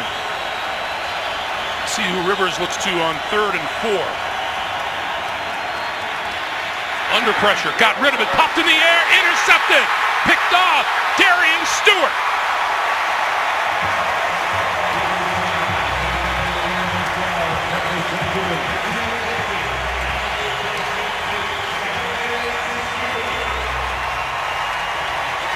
Stewart with his first pick of the season, and once again, that ball popped up in the air. Well, Benjamin's trying to work the inside, and that's where it's going, and just an incredible job knocking it up in the air by Lorenzo Doss.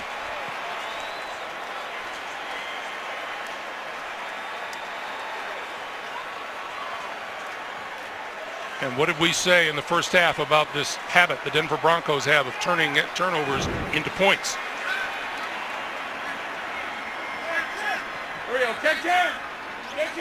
First and goal. Booker, left side to the 5 and out of bounds at about the 3, maybe the 4. And you know, Greg, every week coaches always talk about turnovers, right? They're always saying, oh, well, we can't have turnovers, can't have turnovers. Well, Mike McCoy was adamant upon the fact, he said, you can't have turnovers against this Denver defense because either, number one, they're going to turn it into points themselves, or they're going to set the offense up and put them in position. As you can see, they lead the NFL 73 points off of turnovers. By the way, I know Trevor Siemian's Omaha did not escape your ears.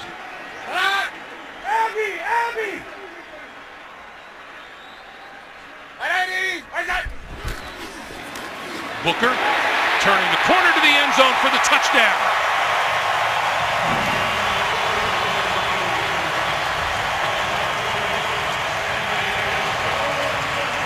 Well, and right now, Greg, the big difference is the 14 points off turnovers. 1 a pick 6.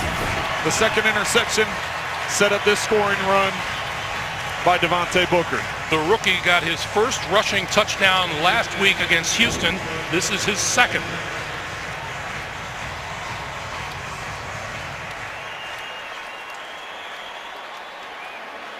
McManus for the extra point. And it is perfect.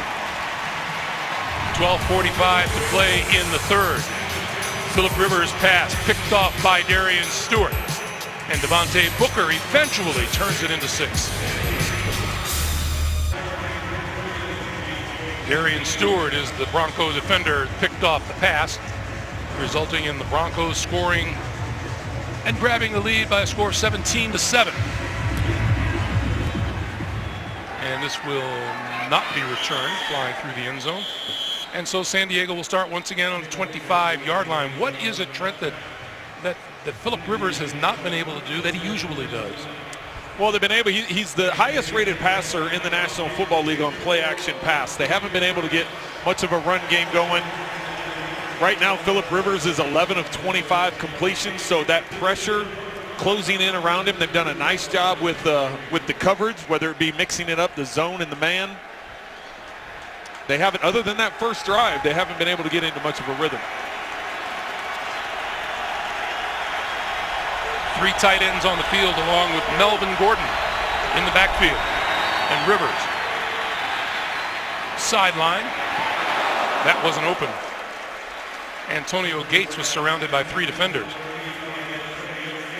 Well, I've seen a little bit more out of Phillip Rivers doing this today, throwing into some double coverage, and that time Gates had 2 defenders on him, and you can see he's frustrated, Phillip Rivers, as he lets out a little sigh or scream there.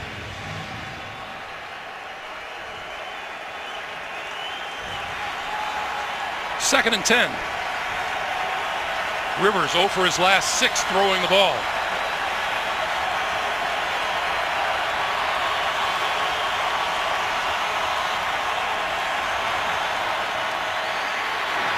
That's intercepted. Right into the hands of T.J. Ward. Ward to the 15, the 10, and out of bounds. It'll be first and goal.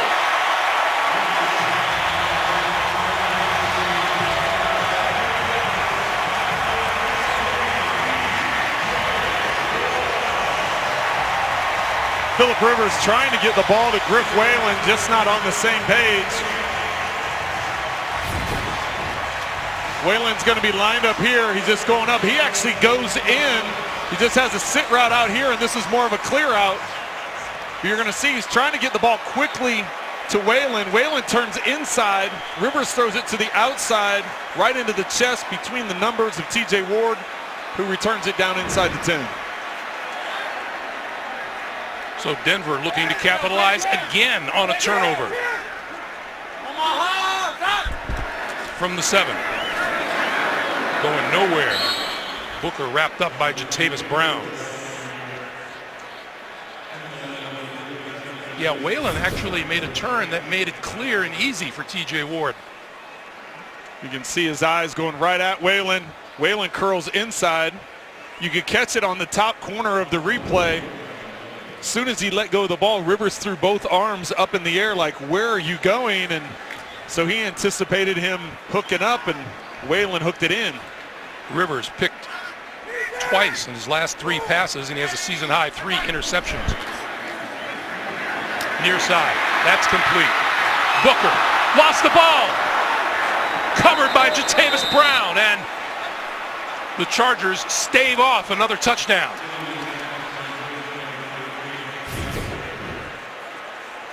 I believe it's Corey Toomer who comes in on the tackle.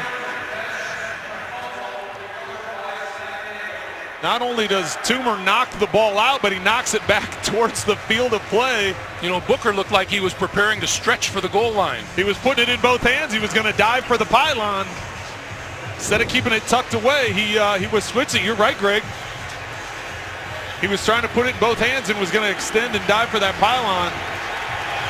Much needed turnover by the Chargers defense. Now let's see what they can do with it. They start from their own 2-yard line. Down 10.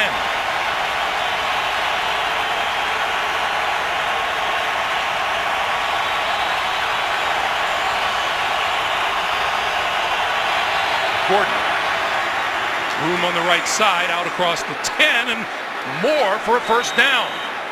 Strong running by Melvin Gordon.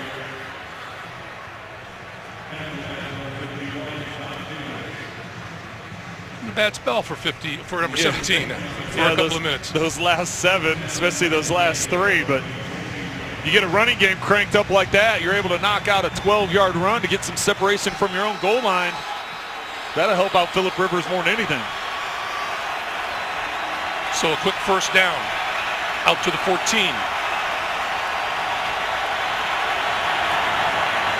Gordon again. Lost a couple of yards. Derek Wolfe made the stop. And we get a penalty marker on the far side. Going to get holding on San Diego here. Denver may decline this. Holding Offense, number 86. This penalty will be assessed half the distance to the goal and repeat, first down. That's the rookie Hunter Henry guilty of the hold. And C86, Hunter Henry there on Shaq Barrett. I'm surprised. That was a tackle for loss. It would have been 2nd and 14. Instead, you take half the distance, so now it's first and 17. So you're not gaining a lot.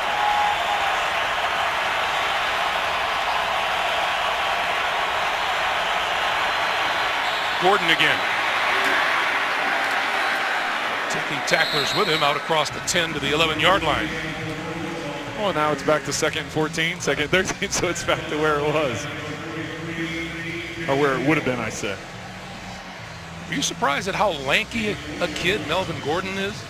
Yeah, I was surprised. You know, I thought he was a little bit more of a compact guy, but yeah, good 6'1", 6'2", and carries the weight well, and he's impressed me. Got some hard yards today. This is not a defense that you can get rushing yards against, but 2nd and 13, going to go to Gordon once again, and he is hit at the line of scrimmage by Todd Davis.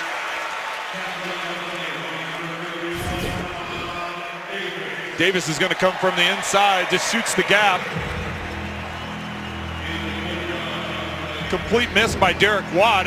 Watt throws his hands up like it was running to a different spot. That's Reggie Herring, who is calling the defensive signals with Wade Phillips out of action. 3rd and 12.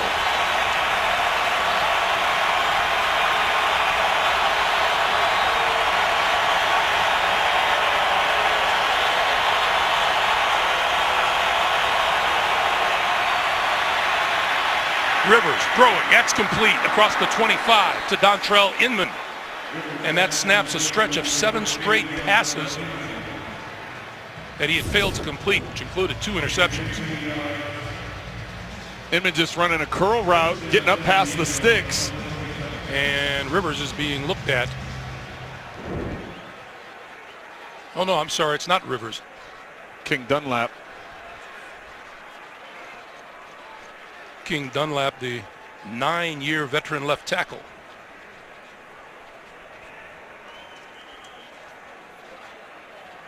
The next time we see Philip Rivers, he's going to ask me how in the world did I confuse him with King Dunlap. I was gonna let it go, but since you brought it up, you know they both have 7s. They both have 7s. It's all good. But now there's some concern. Barksdale was in at right tackle. Then they brought Hairston in to play for him at right tackle, but now they've moved Hairston from right over to left, so now he'll fill in for Dunlap over on the left side.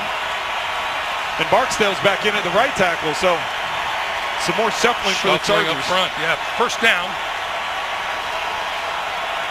The Chargers at their own 26.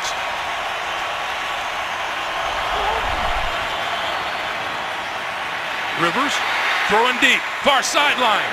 Coming back for the ball and making the catch is Dontrell Inman. That's all the way to the 35-yard line. And what a job by Philip Rivers here. He just gets smashed right as he's throwing the football. He's not able to get everything into it, but as you said, Greg, Inman coming back for the ball. A little out and up on Harris. That's a 37-yard pickup in San Diego, now to the Denver 36.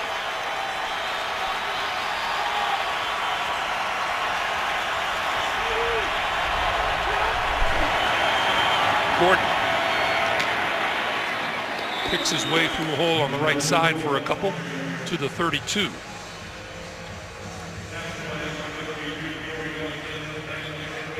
You asked him, Greg, you asked Melvin Gordon about 65 snaps a week ago against Atlanta, how he felt. And he's like, oh, it's no big deal. It's, it's only my 2nd year in the league. I'll be fine. Maybe ask me that question 6-7 years down the road. I'll be a little more tired. He's like, but I'm fine with that. Young whippersnappers.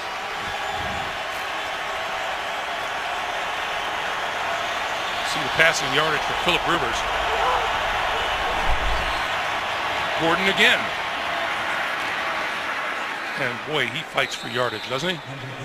Well, and that was another thing we talked with Coach McCoy about is the fact of the ugly yards. He said a year ago, Melvin would want to bounce everything outside. He has great speed. He has good size, but he wanted to bounce everything outside, thought he could bounce everything. He said, you know, it's okay. You have to understand there's ugly 3-yard gains. There's ugly 4 yards that you get, and that's what we're seeing today. He's grinding away. He's now up to 65 yards rushing, but a lot of those are tough, hard-fought yards.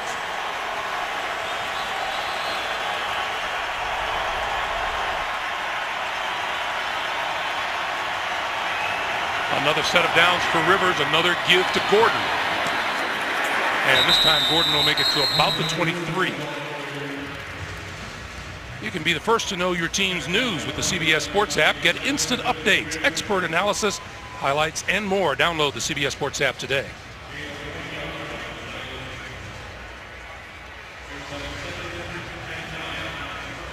So Gordon going to take a break. Why to switch to the big ground game on the part of the Chargers here? Well, I think some of it has to do with the turnovers. You know, 3 interceptions.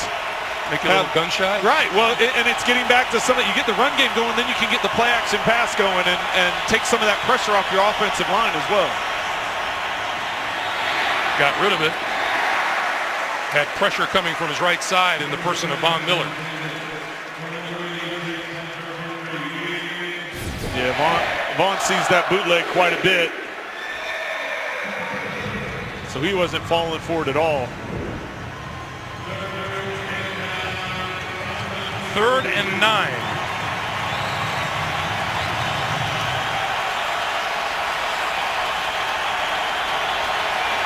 Rivers has to be careful not to try and squeeze it into too tight a coverage.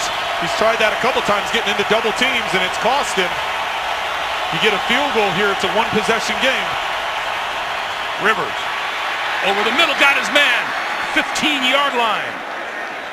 And that is right at the first down marker, Antonio Gates. Let's see where the spot is.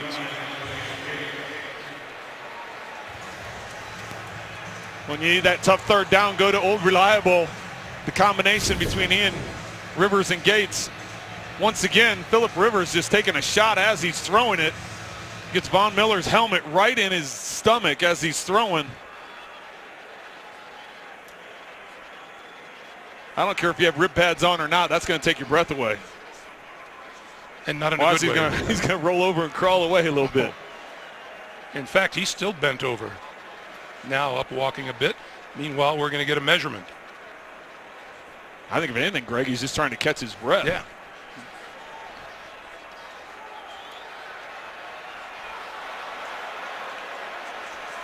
Wow, Tony Corrigi's got to take a close look at this one. It's a first down.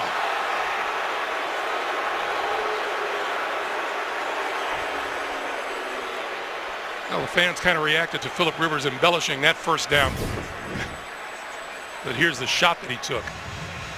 Von Miller comes right up the middle and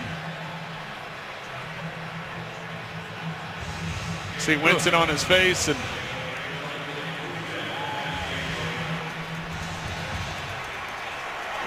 man, standing in there knowing you're going to take the shots.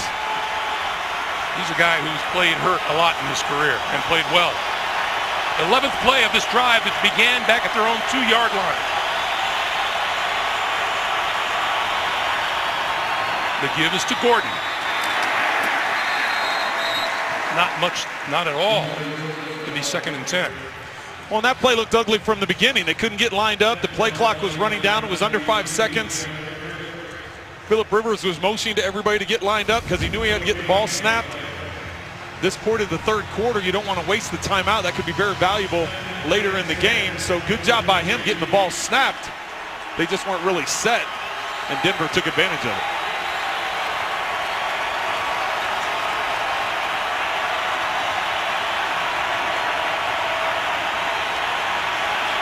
Gordon flanked to the bottom of the screen. Play clock down to 3, 2.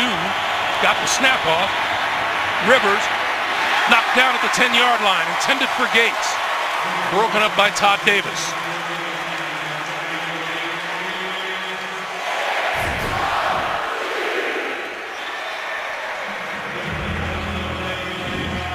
Rivers got locked in on Gates. Inman in the slot, though. Inman in the slot was left uncovered. The guy covering him was in safety position, so he's about 15 yards deep. Davis learned from the last one, he better stay all over Gates. 4:09 to play in the third. Third down. Play clock to 2. Got the snap. Rivers into the end zone. Oh, what a catch! What a catch by Travis Benjamin!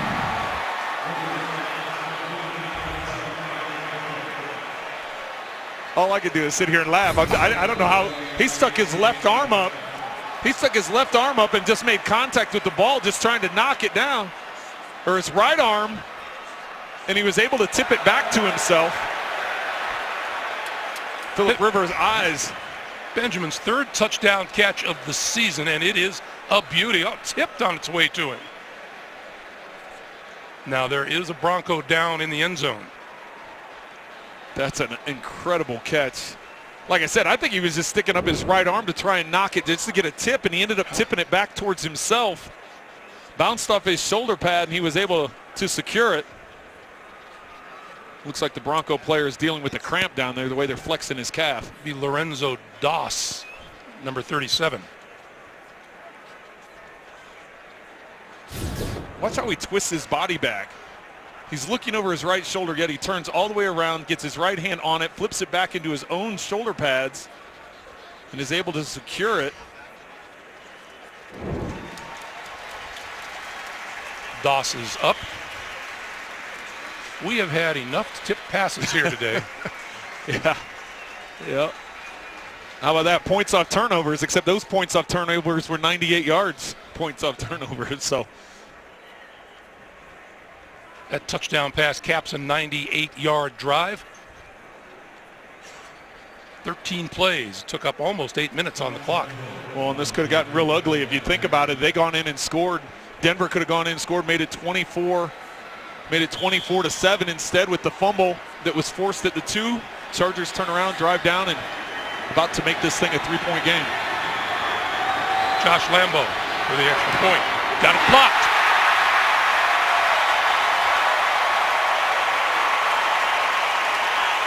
As I said, about to make this a 3-point game. Shaquille Barrett, number 48, appeared to be the one to get his hands on it.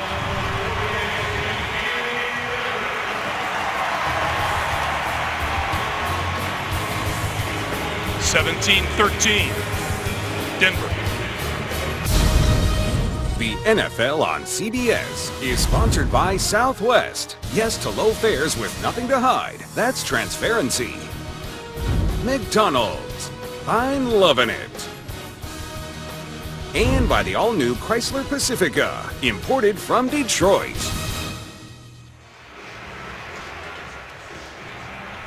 Feels like you're riding aboard the Platte Valley Trolley here in Denver.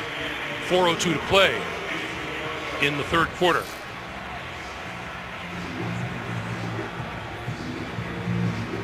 Jordan Norwood is deep and will not get a chance to return this completely out of the end zone. So it'll be Trevor Siemian and the Denver offense. From the 25. It has been a San Diego quarter, this third quarter of the game.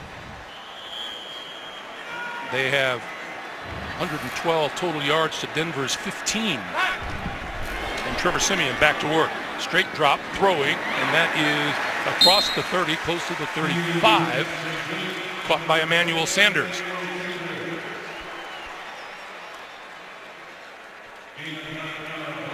Well, as you said, Greg, they're just offensively, they haven't been able to get into too much of a rhythm. They haven't been on the field very much here in the third quarter. Sanders, 3 catches for 61 yards, including a terrific diving grab in the first half. And Devontae Booker can't get anywhere, although he's close to a first down. Tonight, what does marijuana have to do with this coming election? A lot. It may become legal in many more states, plus an American who led an ISIS cell on 60 Minutes tonight.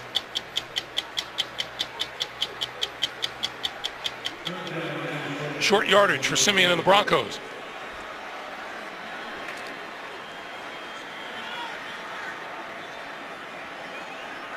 Denver only to convert 2 of 9 third down opportunities today. It's the pitch to Booker. Left side, got the first down. Let's get an update from New York once again. JB and Bart. Hey, Greg, a nip and tuck affair in Atlanta. I tell you what, Atlanta goes on a 14-play, 80-yard drive, capped off by Devontae Freeman to take the lead, 26-24. 3:07 and counting in the third. Back to Greg Gumbel. Thank you, Mr. Secretary. He got word to us. He wanted to be called that at halftime. Simeon over the middle, and that's complete across the 45 to the 46-yard line. Virgil Green on the receiving end, and it'll be second and short yardage again. Well, and these are safe passes that are being called. The first one to start this drive off, just a curl route, just an easy combination. Read the flat, read the curl, hit your check down. That time he took the curl. This time Virgil Green goes up, sits right in the zone over the middle of the field. Nice safe passes for Trevor Siemian to get this drive going. And Denver's doing a good job of getting good yardage on first down. Booker squeezing through, fights for extra yardage across midfield to the 48-yard line, and a first down for the Broncos. Well, just like we talked about the importance of the run game for Phillip Rivers in the offense of the San Diego Chargers, getting the run game going for the Broncos will help out as well. We know Gary Kubiak, how he likes to use play-action passes, get the quarterback moving around in different spots instead of just standing back there as a target for the pass rushers. Capri Bibbs now in the backfield behind Simeon. On the move, and he had to throw it away under pressure from Joey Bosa. Outside the tackle box and got it past the line of scrimmage. So no intentional grounding.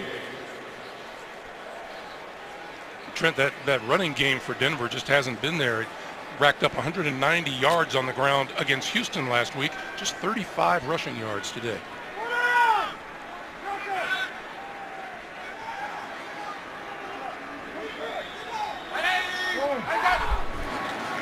On 2nd and 10, Simeon throwing, and that's complete.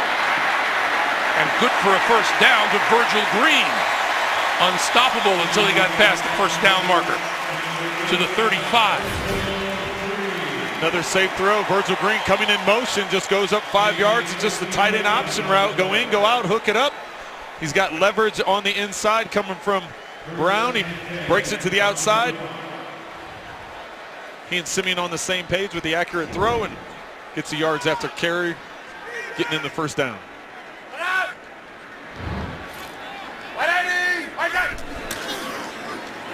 Here's Bibbs. And Bibbs squeezing through on the left side to the 30. And let's see if that takes us to the end of the third. No one in a rush to get a playoff, and so teams are about to switch ends of the field for the fourth and final quarter. We've played 3. It's Broncos 17, Chargers 13. Will continue after this message and a word from your local station. 15 minutes to play here in Denver. You're watching the NFL on CBS.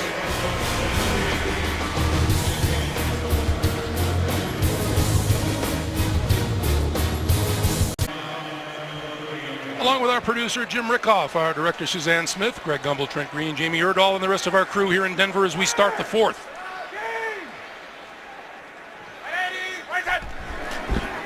This is Bibbs. And not much doing there.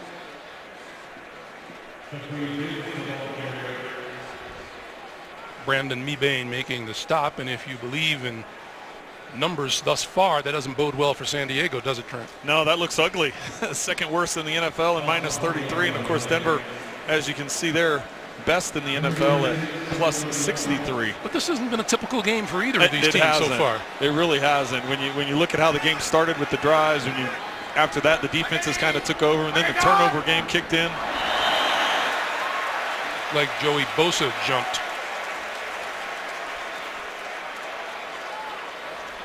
Offside defense with a neutral zone infraction, number 99. 5-yard penalty. It will remain third down. Boy, turnovers absolutely have had a lot to say about how this game has gone so far. Well, Tyrell Williams tipping the ball up in the air was the big one as Roby picked it. Got a pick six. And TJ Ward with the interception. You know, these Denver Broncos do really well when they win the turnover battle. They've won 27 games in a row. Last game they lost winning the turnover battle was week 3 of 2012. There's the pitch to Devontae Booker, changes direction. Booker, 20, 15. Fights his way inside the 10. It'll be first and goal. A lot of times as a running back, when you cut inside, you're thinking, oh no, he's going to stretch this to the outside, and then he cuts it back in. The flow of the defense, as soon as you see a guy cut back in, why are you cutting back into traffic? Everybody's pursuing from that way, but Booker was able to see something better. He cuts back inside and is able to break through that tackle. Get him down inside the 10. Simeon on a roll, looking, threw it away. That 18-yard run by Booker, the longest pickup on the ground all day. And Devontae Booker getting this extra playing time because C.J. Henderson out with the knee surgery. Well, a lot of times as defenders, you're told to leverage to the outside, force things back inside because that's where your other defenders are.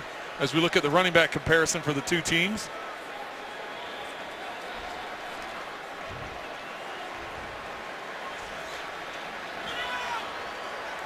At the 8-yard line, 2nd and goal.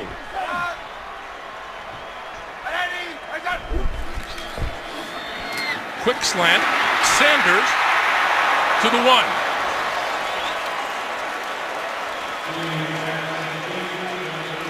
Looked like he might have lost control for just a split second. Just a quick slant on the outside. Yep, came right back to him.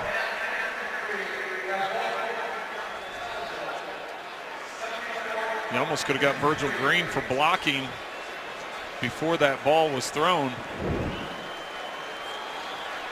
So 3rd and goal from the 1.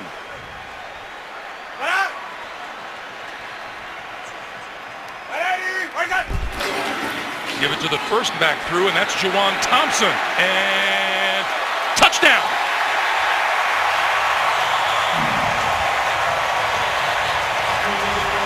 Just this weekend, elevated from the practice squad, Juwan Thompson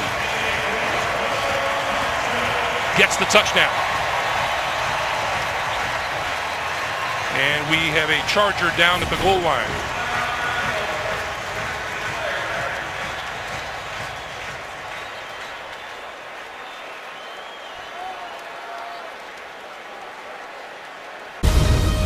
The NFL on CBS is sponsored by FedEx, helping small businesses simplify e-commerce. And by Geico. 15 minutes could save you 15% or more on car insurance.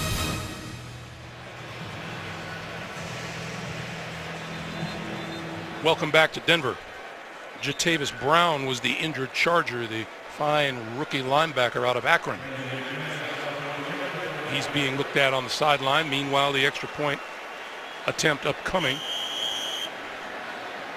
from Brendan McManus. And that kick is perfect. 12:32 to play in the 4th. Denver extends its lead to 24-13.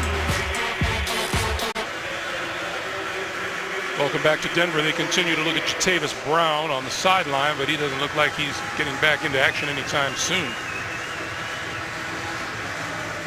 Got his leg twisted in the pileup at the goal line. This from deep into the end zone. McCluster will not bring it out. And so San Diego will start at their own 25. Saturday, CBS College Football triple-header. First, the Fighting Irish take on Navy. The Florida Gators then tangle with the Razorbacks. And then in prime time, Alabama visits LSU down in Death Valley.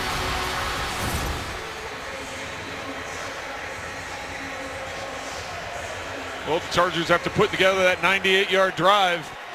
And I'm guessing they can't afford a whole lot of time on the ground the way they did in their previous drive. Yeah, you wouldn't think so, especially since Denver came back and responded with a scoring drive of their own.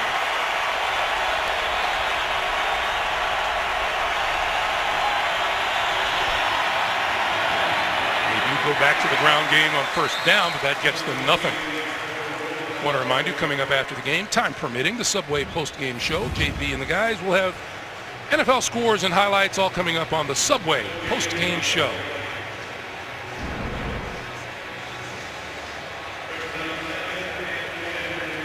You know, Mike McCoy said we've definitely had our problems, and he doesn't know where we'd be without Phillip Rivers and the way he can carry a team on his shoulders. And he just talked about just the passing game, his leadership, his toughness. Going to keep it on the ground. Gordon, and Gordon squeezing through. 40! And across the 45 before he's wrestled down by Bradley Roby. 20-yard pickup and a first down for San Diego. Here's Gordon. He's just going to follow the block of Henry.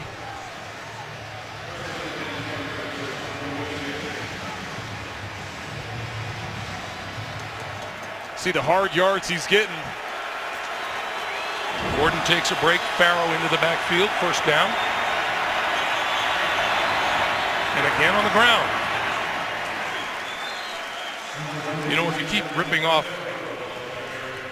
yardage like Melvin Gordon got that last time around, maybe you can afford just to keep on the ground. And yeah, you can't keep plugging away at it. And really with an 11-point game, if you do get down and score a touchdown, you're going to have to go for two. And, you know, it's nice to know you can lean on that run game. Denver has not allowed a 100-yard rusher the last 21 games. Gordon has 88 today.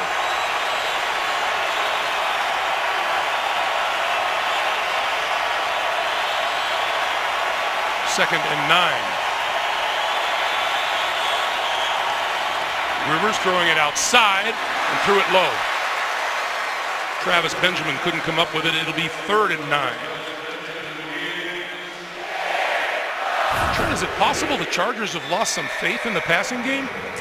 You know, I don't think so. I think this is, that's a matter, yeah, the throw could have been better by Rivers, but also Benjamin could have attacked that ball more. He was trying to work his way up the field and get going up that sideline and left before securing the catch. This is a huge 3rd down for the Chargers.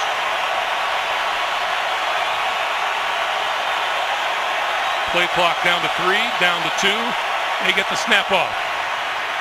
Rivers going down at the 35. Justin Simmons.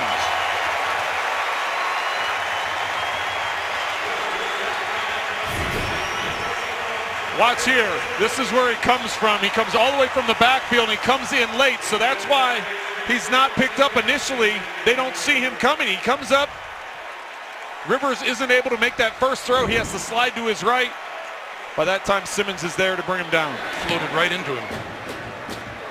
Norwood going to let it bounce.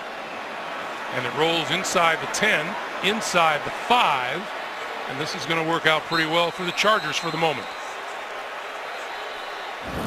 60-yard punt.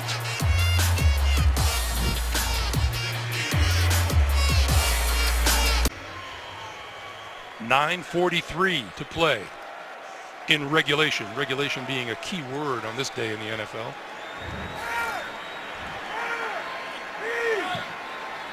From the 2. This is Booker trying the right side and hit as soon as he got to the line of scrimmage, and a penalty marker comes flying in. That was Corey Legit who lost his helmet. Most likely that's going to be a holding that they decline for half the distance. Holding, offense number 79. This penalty is declined.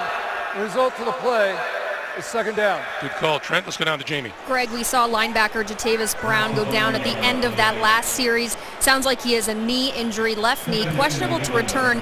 Notable, though, he is the defensive signal caller on this Chargers defense, so now Corey Toomer has that helmet on. All right, Jamie, thank you. Yeah, we saw his leg get tangled in the pileup at the goal line, and that's a big loss for him. He has been a big contributor on defense. Well, and he was filling in for Manti Te'o, so, I mean, they're down to their 3rd linebacker at that inside linebacker spot. 2nd and 11. Simeon throwing out of the end zone, sideline, caught at the 15-yard line by Demaryius Thomas.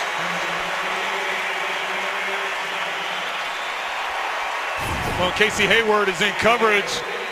Demaryius Thomas, only 3 catches for 25 yards until this one. Big first down for the Broncos, giving them separation from their goal line. Hayward in position, just not able to knock it away. That's really good execution at both ends of the play. Yeah, Simeon couldn't put that in a better spot.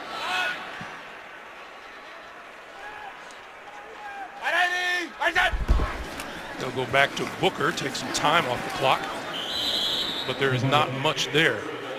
It'll be 2nd and 10.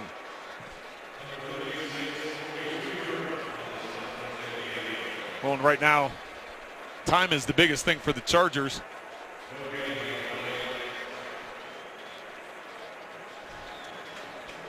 Yeah, clock continues to move. Both teams with all of their timeouts remaining for this last 8 minutes and 25 seconds. Well, we just saw a look there. Ken Wisenhunt, the offensive coordinator for the Chargers, Phillip Rivers talking. They're at that point where they got to go no huddle, start getting, they've got a couple scores they're down. They need to get moving. I'm sure that's what they're talking about. Only the 9th time Simeon has thrown the ball here in the second half. He is 18 for 33 for 205 yards on the day.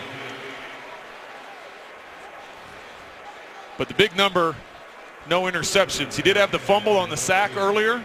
Didn't lead to any points for the Chargers. Probably took some points away from Denver because of where they were on the field, but for the most part done a good job of protecting the football. You see what Simeon has done on 3rd down today.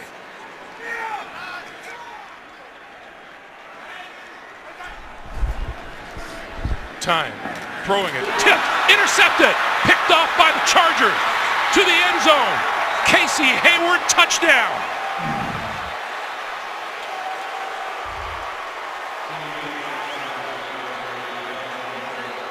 How many times can we see this in one day? You know, and I just got through talking about him protecting the football, and this isn't on him. That ball goes right off the hands of Norwood, similar to what happened with Phillip Rivers in the 3rd quarter. Casey Hayward missed a sure one earlier in this game. Chargers are going to go for 2 here. They got to get this to within a field goal after Lambo missed the last extra point or got blocked. Simeon had thrown 166 straight passes without an interception.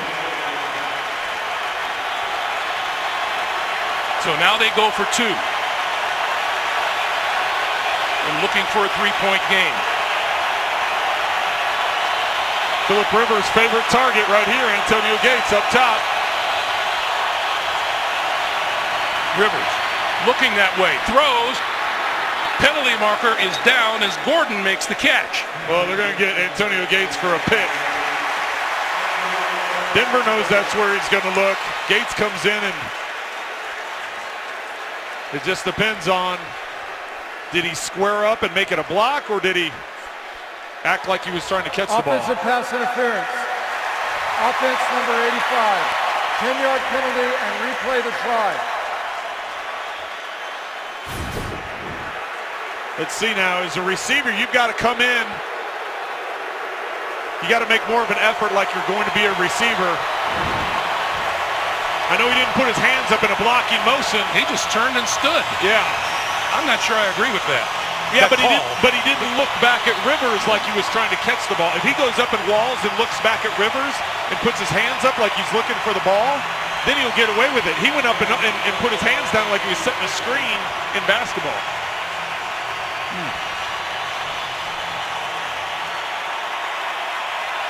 So now from the 12-yard line.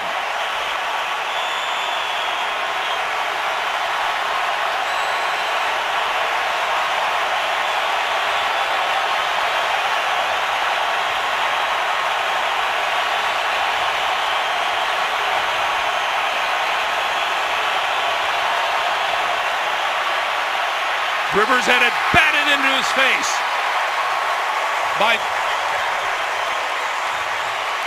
Jared Crick.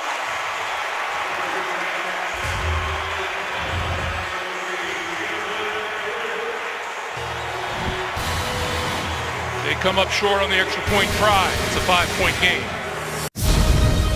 The NFL on CBS is sponsored by Auto Trader.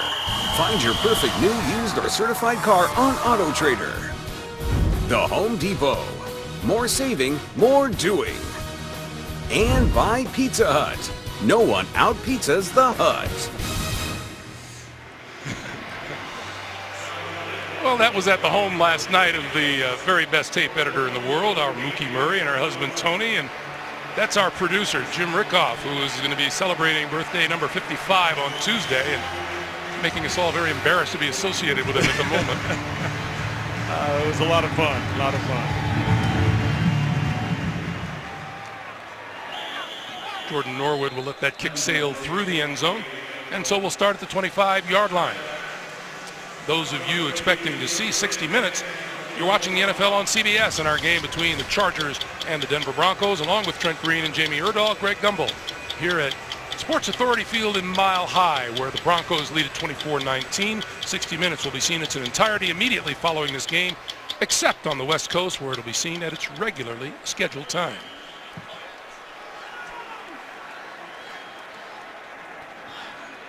So the Charger defense looking for a stop. And Simeon to throw. Down the middle, wide open. Got his man, and that is Virgil Green. Huge pickup across midfield and into San Diego territory. The whole world expecting it on the ground, and he put it up in the air. Well, and Virgil Green just working down the middle of the field. Nobody takes him. Good vision by Trevor Simeon, and excellent throw.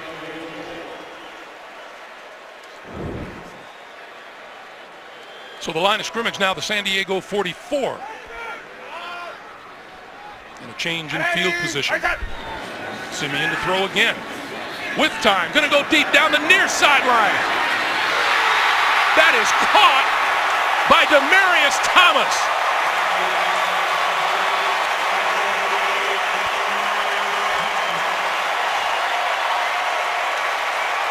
That is a great throw and a great catch. Well, Demaryius Thomas on the outside, he's just going to work down the sideline. One-on-one. So much for being conservative after the tip interception, coming right back. 2 plays in a row, throwing it down the field. He's going against Casey Hayward down that left sideline. Hayward in position once again. Demaryius Thomas just taking it away. Ooh. This is Booker. 40-yard pickup on that pass play. It'll be 2nd and goal from about the 3. Well, the Chargers really need to hold him to a field goal attempt here. Keep it an 8-point game.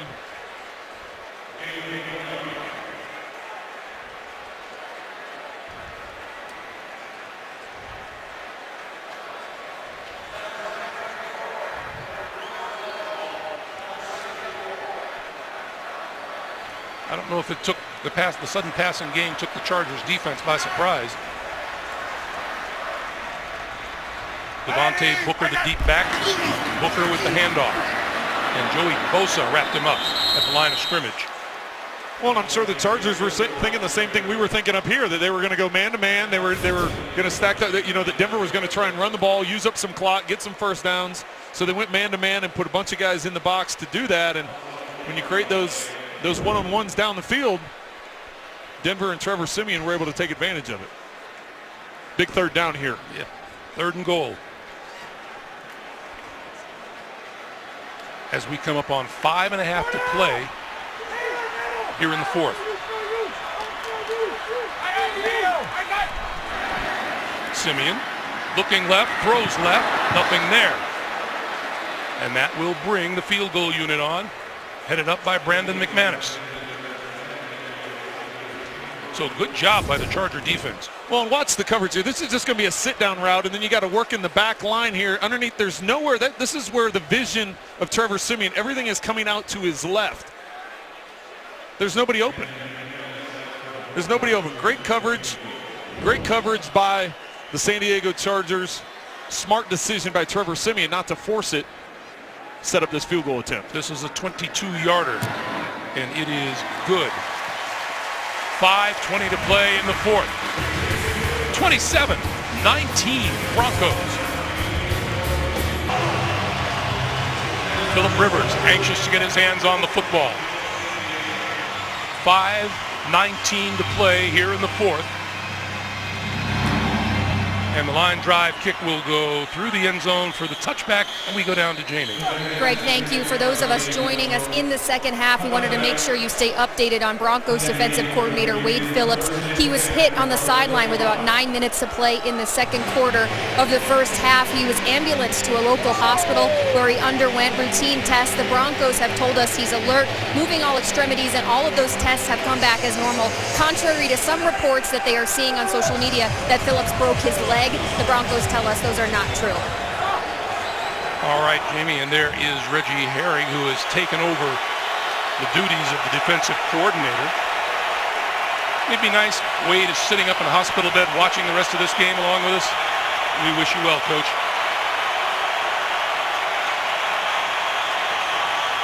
Rivers to throw. Under pressure, got rid of it, and just overthrew his intended receiver, Antonio Gates. To New York, JB and Bart. Back and forth continues in Atlanta, Greg. Yes, it does. Right here, Aaron Rodgers going to drop back and find Jeff Janis for the score. The two-point conversion was good. Green Bay leads 32-26 in Atlanta. Hey, Greg, and all of our well wishes right along with yours to Coach Indeed. Back to Greg. Thank you, JB. Boy, what a quarterback battle there, huh? Aaron Rodgers and Matty Ice. Yeah, it's a shootout just like we're having here. So Phillip Rivers with a little over 5 minutes to go trying to get his team down and tie this thing up. 2nd and 10, penalty marker flies. Throw to the far side of the field. And they're going to blow this one dead before it gets underway. Full start. Offense, number 72. A 5-yard penalty and repeat, second down. This has not been Joe Barksdale's day. Right on the end of the line here, you see Barksdale rock back. That gets Shane Ray to get going forward. Had a couple of legal procedures today and lining up in the backfield. I want to remind you tonight on CBS begins with 60 Minutes and the vote to legalize recreational marijuana, followed by all new episodes of NCIS Los Angeles, Madam Secretary, and Elementary tonight, only CBS. 2nd and 15. Rivers, sideline, complete, and out of bounds is Dontrell Inman.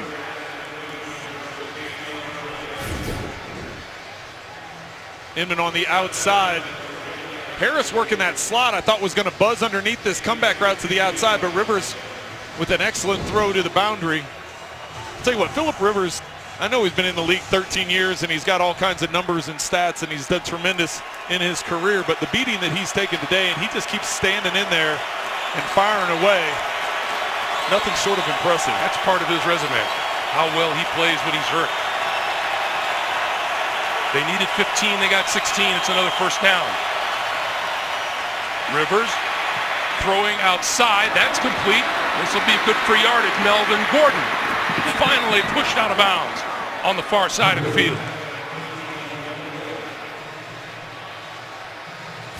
Well, I mentioned the fact earlier in this game that Phillip Rivers is the top-rated quarterback in the NFL on play-action passes, and they needed to get the run game going to get the play-action pass going, and with Gordon now at 88 yards rushing, this play-action pass ends up opening Gordon up in the flat. Rivers is able to step up in the pocket and make the connection. That's a 30-yard pickup to the Denver 34. 4:31 to play.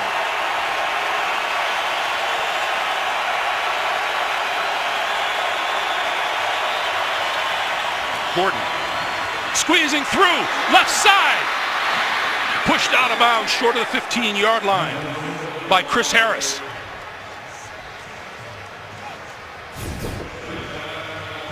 Just running to the left side. Tremendous job by Franklin and Dunlap to that side, and you can see Fluker pulling around. Look at that lane that he has to run through.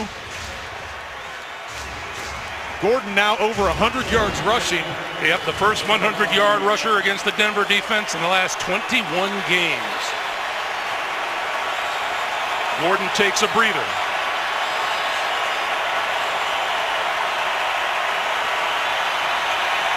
From the 17, This is Farrell.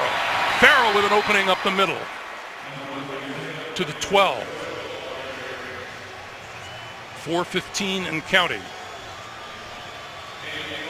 Keep in mind the Chargers need a touchdown and a 2-point conversion to tie.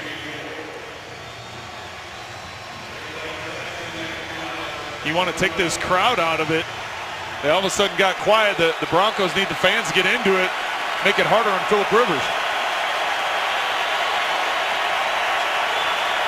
San Diego, 2 red zone trips, 2 touchdowns today.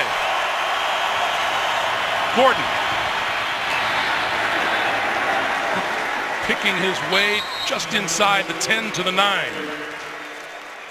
Got a crucial 3rd down coming up, but this is 4-down territory. They have to have a touchdown and a 2-point conversion.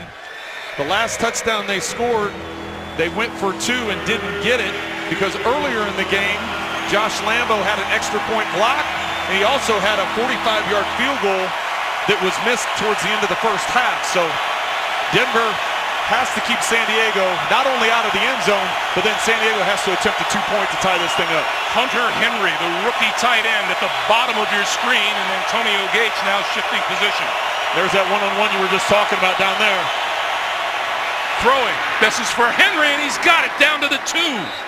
Penalty markers are down. And it's going to be an offside call against Denver.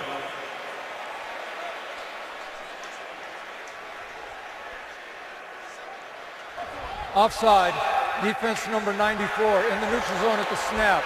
This penalty is declined, and the result for the play is a 1st down. That penalty is on DeMarcus Ware. Henry made the catch, and it'll be 1st and goal from the 2 for San Diego.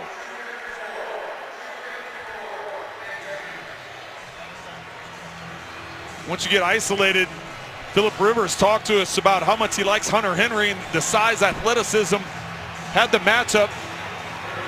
Denver decided to bring pressure, so Rivers was able to get rid of the ball quickly because he had Henry on the slant. 4 chances to punch it in for the San Diego Chargers.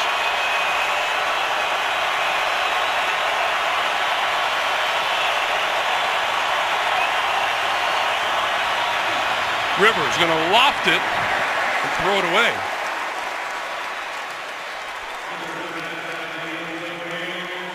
I thought for sure they're going to try and hit an inside run there, or Rivers was going to maybe check to it. I thought Phillip was funny last night. We asked him about pressure coming from the defense. He goes, yeah, he says you have to be aware of it, especially with this team. And then he kind of laughed. You think? Yep. 2nd and goal.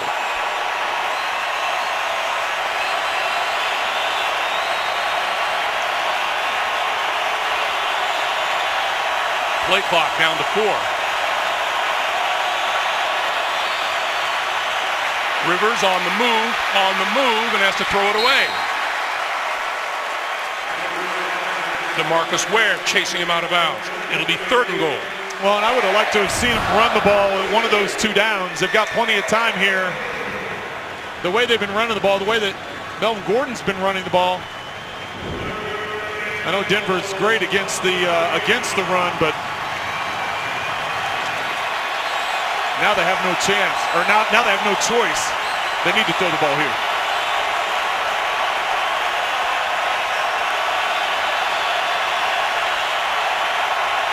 Play clock is down to 4.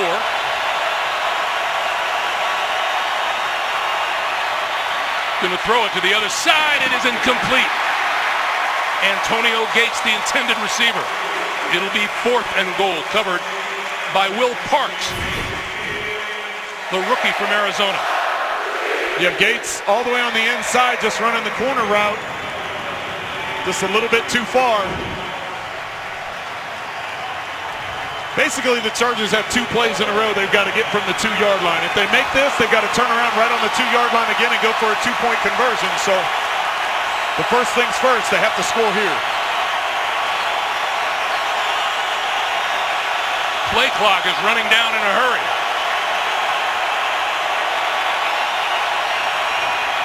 Under pressure, throws it at the goal line, it's batted down. Lorenzo Doss knocked it away.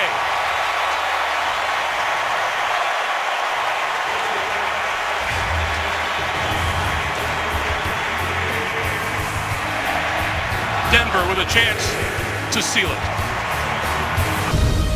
The NFL on CBS is sponsored by Subway. Try the new Autumn Carb Turkey Sandwich today. And by the redesigned 2017 Kia Forte.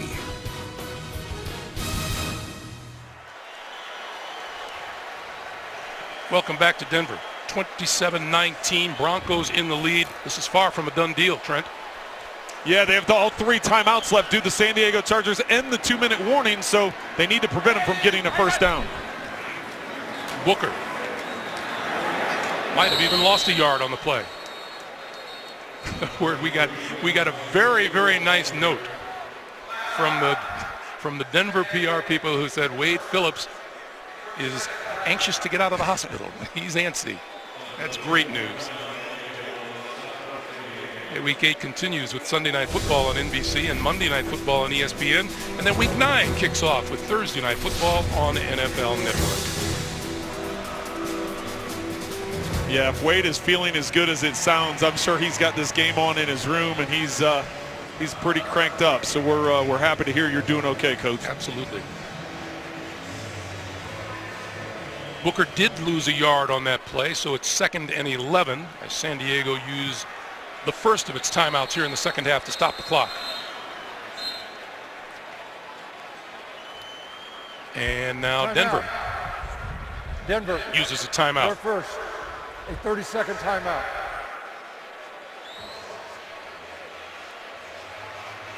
So Denver's big problem now is how to escape the shadow of their own goalpost.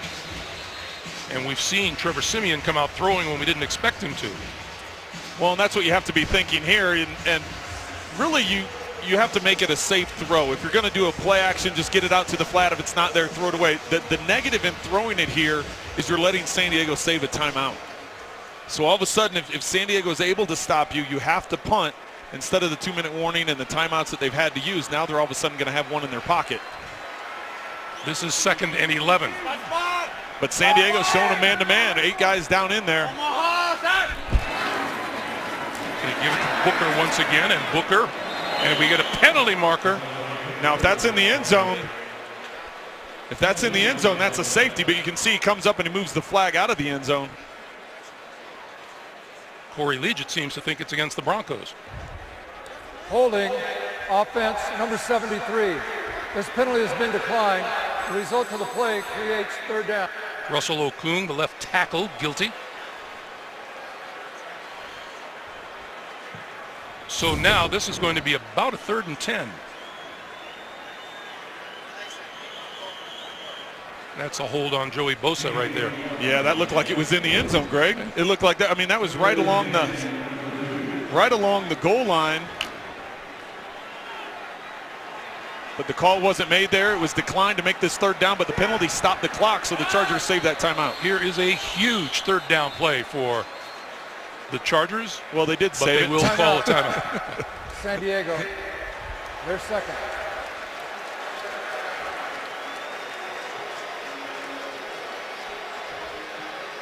You can see John Pagano not real happy about that.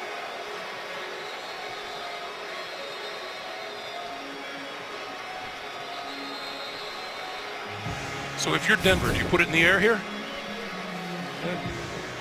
Oh, there's a good reason for a timeout. They got out there late. So the timeout was called before the adjustment was made. So are you comfortable putting the ball in the air if you're Denver right here? I think you run the ball. I think you have to let them, force them to use the timeout.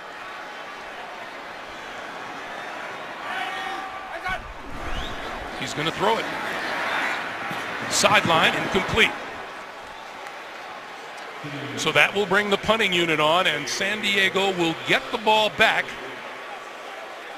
with one timeout to spend in addition to the 2-minute warning. Well, and here's the other thing. Sorry to jump in, Greg, is Denver's deep. You have so much confidence in your defense, and you know that not only do they need to, does San Diego need to score, but they also need to get the 2-point conversion. So that's why you go ahead and throw it there, because you have supreme confidence in your defense.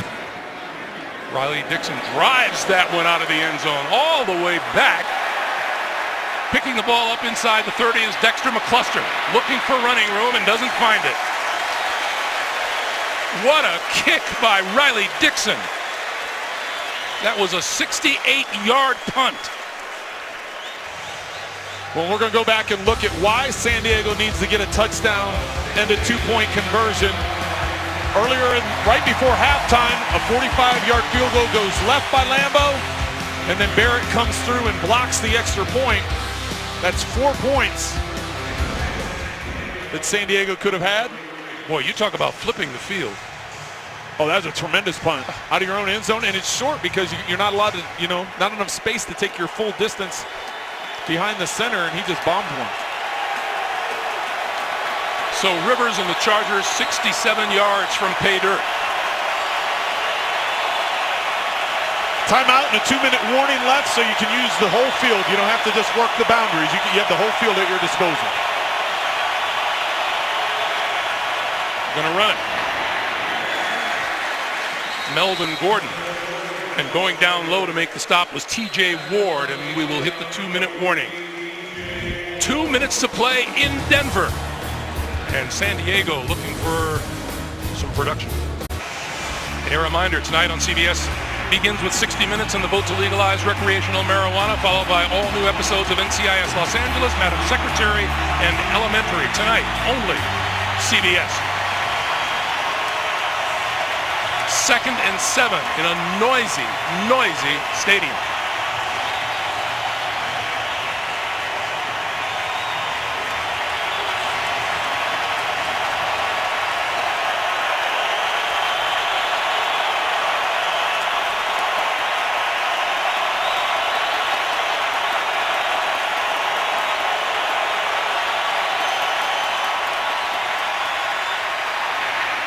Gordon out of the backfield. Good move. 45.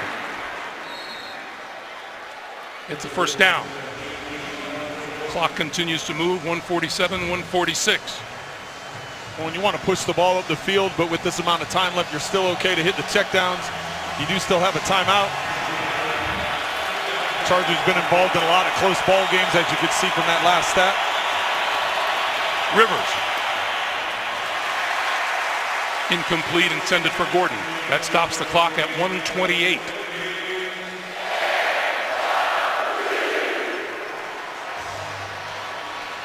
Well, playing at home is a huge advantage for this defense, especially when you have edge rushers like the Denver Broncos have. The crowd noise a factor for your tackles. Obviously going to do a lot of silent count in the timing. Barksdale's been called on several procedures at right tackle.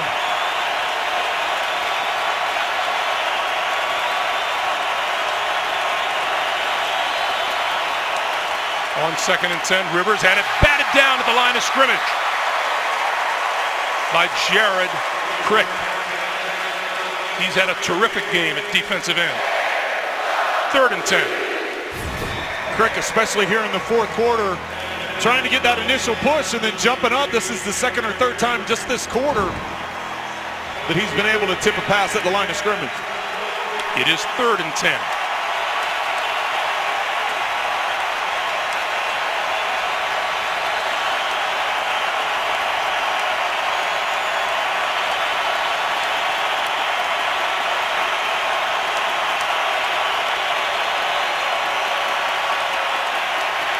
Under pressure, got rid of it.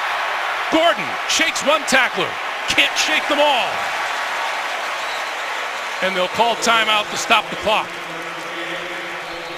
with 1:16 remaining. And San Diego now out of timeouts.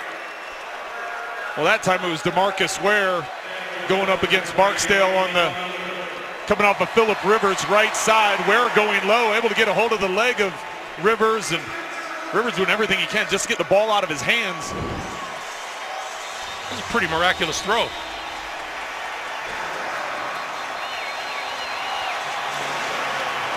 So Rivers needs a first down here or it is all over.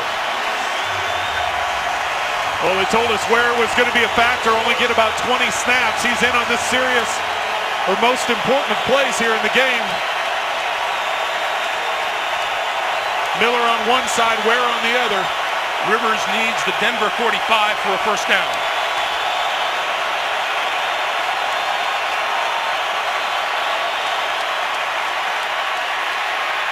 Missed Gordon.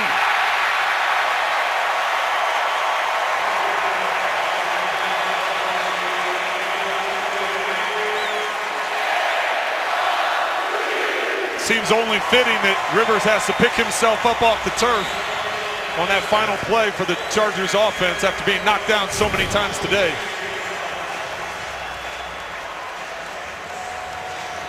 Only rushing 4. Derek Wolfe getting through. That time it wasn't Miller or Ware, it was Wolfe right up the middle. Well, that pass rush has the reputation for good reason.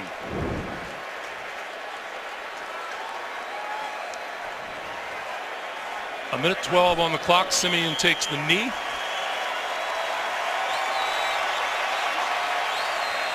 Let's talk about your keys to the game for the day. Well, neutralize Miller, Ray, and Ware, and that obviously didn't happen because Rivers was under pressure the entire day. Red zone production. I actually gave him a check on this. They were 2 times down in the red zone and got touchdowns out of both of those. And 25 carries for Booker. That didn't happen. But they did enough to win the game when the defense played as well as they did and then eliminate those costly penalties. In the first matchup a couple weeks ago, had over 100 yards in penalties. Today, only 45 yards in penalties. Denver will go to 6-2 and remain tied atop the AFC West with the Oakland Raiders. The 2-game winning streak is by the boards for the Chargers. They fall to 3-5 on the year.